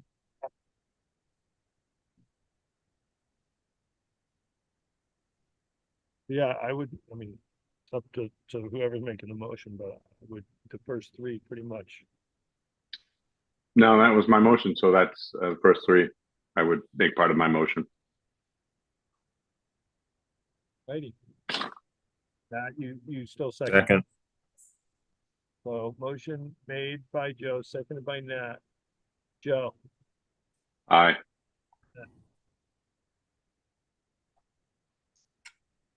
Nat, Nathaniel, Aye. Sorry. You're kind of quiet, Joe. I mean, Dave. John, Sorry. Aye. Barry, Nay. and I'm a yes. So that's the denial. I'm sorry, just for the record, Dave, that was 4 votes to deny and 1 to approve. Yes. Okay. Thank you. Barry, Okay, listen, I appreciate the board's time. I know you all take this job very seriously, and I'm sure that this won't be the end of it. As Barry alluded to, I filed another one of these this morning, so you'll see me in April. So good guess. We call you the pool man. Thank you. Good night. Have a great night, Stephen. Take Thank care, Steve. Okay, away from pools and on to NHA Properties, DBA Housing Nantucket, 66 Pocheck Avenue. This is Caleb. I am gonna try to promote Caleb, and I believe he's coming over. I think he's working off of his phone tonight. Okay. Oh, there he is. Welcome, Caleb. Hey, I'm here. Thanks. On a computer, but thanks, Billy. Yeah, so I'll try to keep this as succinct as possible. We were approached with a home with the opportunity to save it from demolition. And so we scanned our properties to see if there was a place we could put it. We found 66 Pocheck. We've got a primary and secondary on the lot now. In our package to the planning board, we are seeking a secondary application, a tertiary application, and a special permit to address relief in the tertiary. And so we really had three goals with this package of applications. The first was to add a unit of affordable housing. The second was to expand that unit with an additional bedroom. As it stands now, the structure is a single bedroom. We were hoping to double the amount of affordable housing by adding that second bedroom. And the third goal was to save the structure from demolition. And so we went to the drawing board and came to the conclusion that this was probably the cleanest and least relief strategy to seek. And so basically what's going on here is the primary dwelling is staying the same. We are seeking to reclassify the current secondary to be a tertiary, which needs 118 square foot of ground cover relief to be successful. And the move on cottage would be classified as the secondary. That's basically the story, and I'll just kind of get a couple points here. So it's a deed restricted lot, as is customary for our lots. We do have over 1,000 square feet of ground cover, even if this is permitted. So there's plenty of ground cover generally on the lot, but the tertiary is 768 square feet of ground cover. So that's what we're seeking relief on. And you can see in the site plan the parking, ample parking. We have a 6-bedroom IA septic in place, so that won't be an issue. And in total, if approved, we'll have 6 bedrooms on the lot. And happy to answer any questions. Oh, and by the way, I'm the associate director at Housing Nantucket as of November. Great, congratulations and thank you, Caleb. Thanks. Board members. Meg, we have a warrant article that it's going to set in for this year to expand the tertiary. I already did. It will change the ground cover to be 900. So yes. Oh, okay. That would remedy this, because right now the bylaw says 900 both for the gross floor area and for 650 for the ground cover. Yeah, and but the that proposed was change is 900. But that's housekeeping. That was Yeah. that was an error in Yeah. the language. You're right. So that's not really. So it's not a big reach to give it. Yeah, I mean that was just a. Where I'm going here. No, and I think in this case it would then comply, assuming this, passes at town meeting. But even if it doesn't, you are the permit granting authority to approve such things. But it's also recycling a house. It's providing affordable housing. All 3 units are going to be, leased through Housing Nantucket. So in the case of a private homeowner, they would only be required to limit one dwelling unit to year-round occupancy. This is obviously a little bit different given the nature of the entity that owns this property. Good things going on here. Mhm. Good question, it really. And Stephen, you're going to be pegged on this one. Yes, Stephen. Thanks, Mr. Chair. If there's no comments from any participants, I'll make a motion to close the public hearing. Do we have anything in the public? I don't think we're quite ready for that, but we're close. I hear you, Steve. This is a slam dunk. It's a slam dunk, but if there's people that are confused as to what this is actually doing, I think it's important because there's plenty of actual ground cover allowed on this lot currently. They could We're stick talking something much bigger. right. We're talking about the definition of a tertiary. When we fixed the 650 and made it 900, there was a mistake made in the article, or the language, not increasing that ground cover as well. Am I correct, Megan? I just want to make sure that I'm right. That's my understanding of it. Yeah, we talked right about as I was this at our hearing about the article already. I'm a little bit foggy, but I'm pretty sure I'm right about that. So this is one of those situations where we would be approving this without even a question if we had done that. But like, we can do that anyway. I realize that, but that's not the point. They're not going over their actual ground cover. They're not going over their bedroom count. If this lot was privately owned tomorrow and they tore these houses down, they can build the same number of bedrooms, whatever that septic system is allowed to have, etc. So it's irrelevant, the number of buildings. I just want to make sure that, because there was a letter in the packet and I want that to be understood what's happening. There's not a waiver of ground cover. This board can't waive ground cover on actual ground cover allowed in a zoning district. That's not what this is. I just want that to be clear, because I don't think we've actually had this happen yet since the last year's town meeting. I don't believe. So. Thank you, Nat. Stephen. Thanks, Mr. Chair. Yeah, I just want to clarify one thing. So, and I think it's important for people to understand, without a tertiary dwelling, there is no limit on the number of bedrooms in a lot. So by virtue of the fact that they have a tertiary dwelling, there is an overall limit of the number of bedrooms. So that's a benefit. I just want to be clear, that's a benefit of a tertiary dwelling, because otherwise you could just put an addition on a house and you could have multiple bedrooms subject only to ground coverage and state sanitary code and so on and so forth.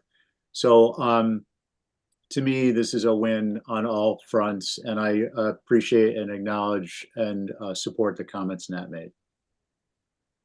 Exactly. And I think after town meeting, he'd be able to do this by right anyway. So do we have anyone in the public?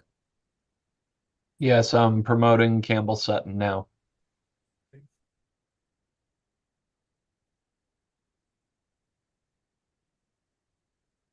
Welcome back, Campbell. Hi, thanks for letting me speak again. I thought this was such a great use of the land. And you can't hear me? I missed a little bit, so start again, please. Okay, sorry. I just wanted to say that I really appreciate the thinking behind utilizing this lot in this way. So 3 cheers for that. I just had one question, and it relates to the 950 square feet, because I know that. So is it 950 square feet as ground cover and or the living space included? Right? It's living space. Is that correct? Yes. Megan, you can answer that, please. as proposed, the tertiary dwelling complies with the 900 square foot of gross floor area requirement. It does not comply with how the current bylaw reads, which requires 650 square feet as the maximum allowable ground cover. So again, that's proposed to be changed at this upcoming annual town meeting. It otherwise complies with the dimensional requirements of tertiary dwelling. The waiver is just for the ground cover of the tertiary dwelling, not of the entirety of the lot. Okay, hope that yes, helps. I sort of understood that. I'll ask a question about that for clarification later. But anyway, I just wanted to, with all that I have said that seemed like it was not positive, I just wanted to make sure that I got something positive in there. And I think this is a great use of the land, a very creative use of the buildings. So I just third what Nat said. Thank you. Thank you, Campbell.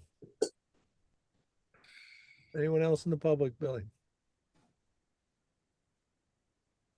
No, there are no more hands raised. Now, John Rocket just raised his hand. There we go. I'm promoting him now. Hang on just a moment.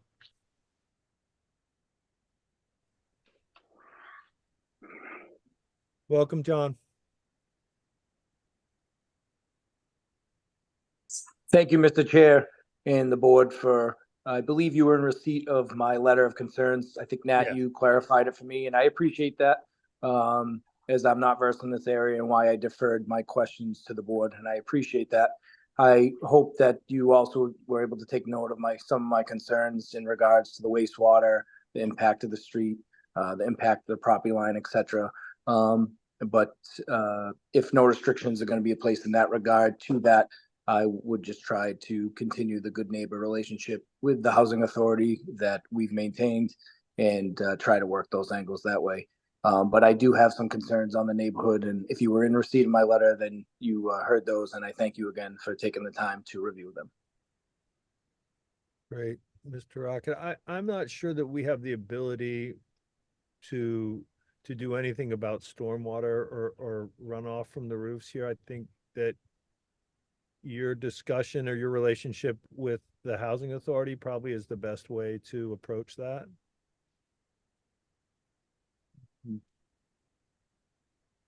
Okay, thank you, Mr. Chair. Am I wrong there, Meg? No, I think that would probably be the best way to resolve that. I do. I think, just to sit down and talk with them. I think they're adding less than 1,000 square foot, right, of impermeable surface to the lot that doesn't exist. And I don't think that represents a huge amount, but I could be wrong. So I just think that, if you sat down with Caleb or someone to understand where they're going to site it, what that looks like on their lot and where the runoff will go, I think that would do a lot to help satisfy your concerns. Thank you again, Mr. Chair and the board. I appreciate it. Yeah. Board members. Motion to close the public comment. Mm-hmm. Is that a second, Barry? Okay. Motion made by Joe, seconded by Barry. Joe. Aye. Barry. Aye. Stephen. Aye. Nathaniel. Aye. And I'm an aye as well. Sorry, Dave, trying to help you out. So I need all the help I can get. As for the merits, Barry, you got it on the tip of your tongue. Go ahead. I'll let Joe. Go ahead. No, I'm going to let Stephen Welch run to the basket. Here's the layout. I'll make a motion to approve subject to staff's conditions, and you guys be good neighbors to your neighbor. Please. I will second that. All right. Motion made by Stephen, seconded by Joe. Stephen. Aye. Joe. Aye. Barry. Aye. Nat. Aye. And I'm an aye as well. Great. More people in beds. Good job, Caleb. Yeah. We like it. Thank you, everybody. All righty. John Hey, Dale. Mr. Chairman, I got to drop out. Sorry. Family commitment.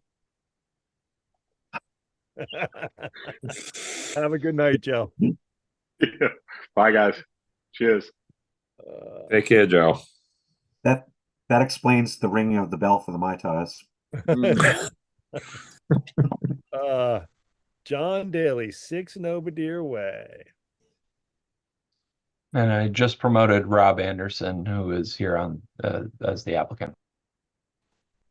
He's got a mean typo in his name on the screen. Rob, welcome. How you doing tonight? Good. Good.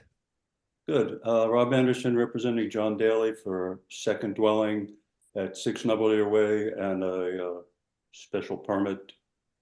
Apparently the zoning got changed from R10 to R10L, and we need a special permit to go forward. Yeah. Yes, sir. Yep. This will be the first one in this area. Right.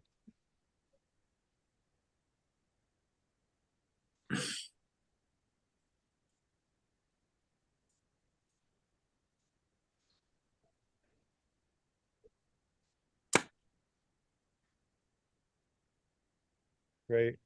And John, I'm sorry, Rob, is John Daly, is this going to be employee housing for him or?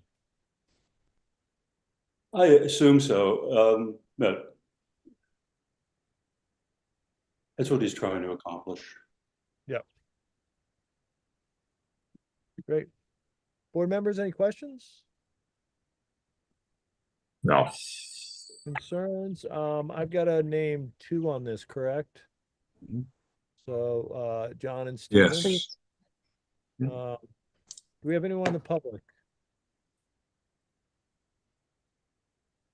No, Mr. Chair. Questions, concerns, board members? Seems pretty straightforward. Yeah, this is. Motion to approve subject Yeah. to staff conditions. We might want to close. Motion to Oh, I close. thought you did. public I'm hearing. sorry. It's okay, Steve. I'm telling you, This is- Steve's got a It's an date unusual. tonight. This is an Something's going unusual on. one. I'm Nat, I sorry. didn't miss any letters, did I? Motion to close. No, I didn't realize the last one had a letter, so I'm glad you said so. Do I have a second on that? Second. All right. Motion made by Nat, seconded by Steven. Nat, Aye. Steven, Aye. Barry, Aye. and John. Aye. And I'm an aye as well. As for the merits. All right, you guys approve this thing. Staff conditions. Second. All right, great. Rob, did you have something to say before we go to this vote? No. No? Okay. And Meg, you were just going like that? You didn't have anything? No, I was going to just remind you to approve the non-public hearing, just the 3 of you after this vote, and then we have to go back and do the same with 66 Pocha because we forgot that. Oh, okay, but Sorry. Just the Just the 3 3 for on the back. second portion of this. Yep. Okay.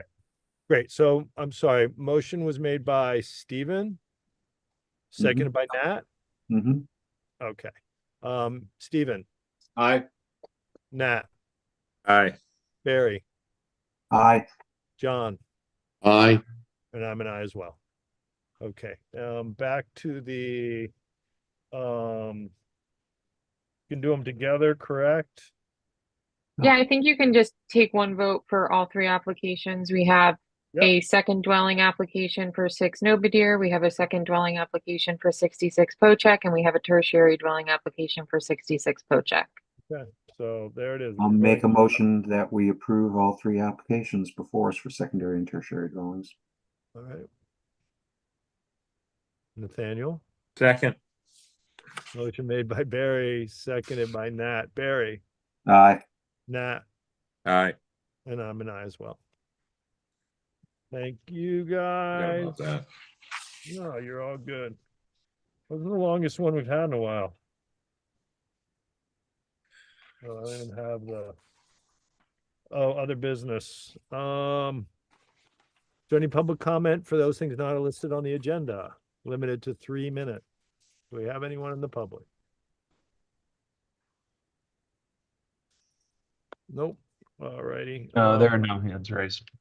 Okay, so other business, we've got special meeting Thursday the 14th at 9 a.m. Then we have our joint select board finance committee meeting at, that's a typo on this, right? That's Yes, that's why I Sorry, that's checked it. 4 p.m. is that special meeting. Sorry. perfect. And it says 5:30 somewhere else.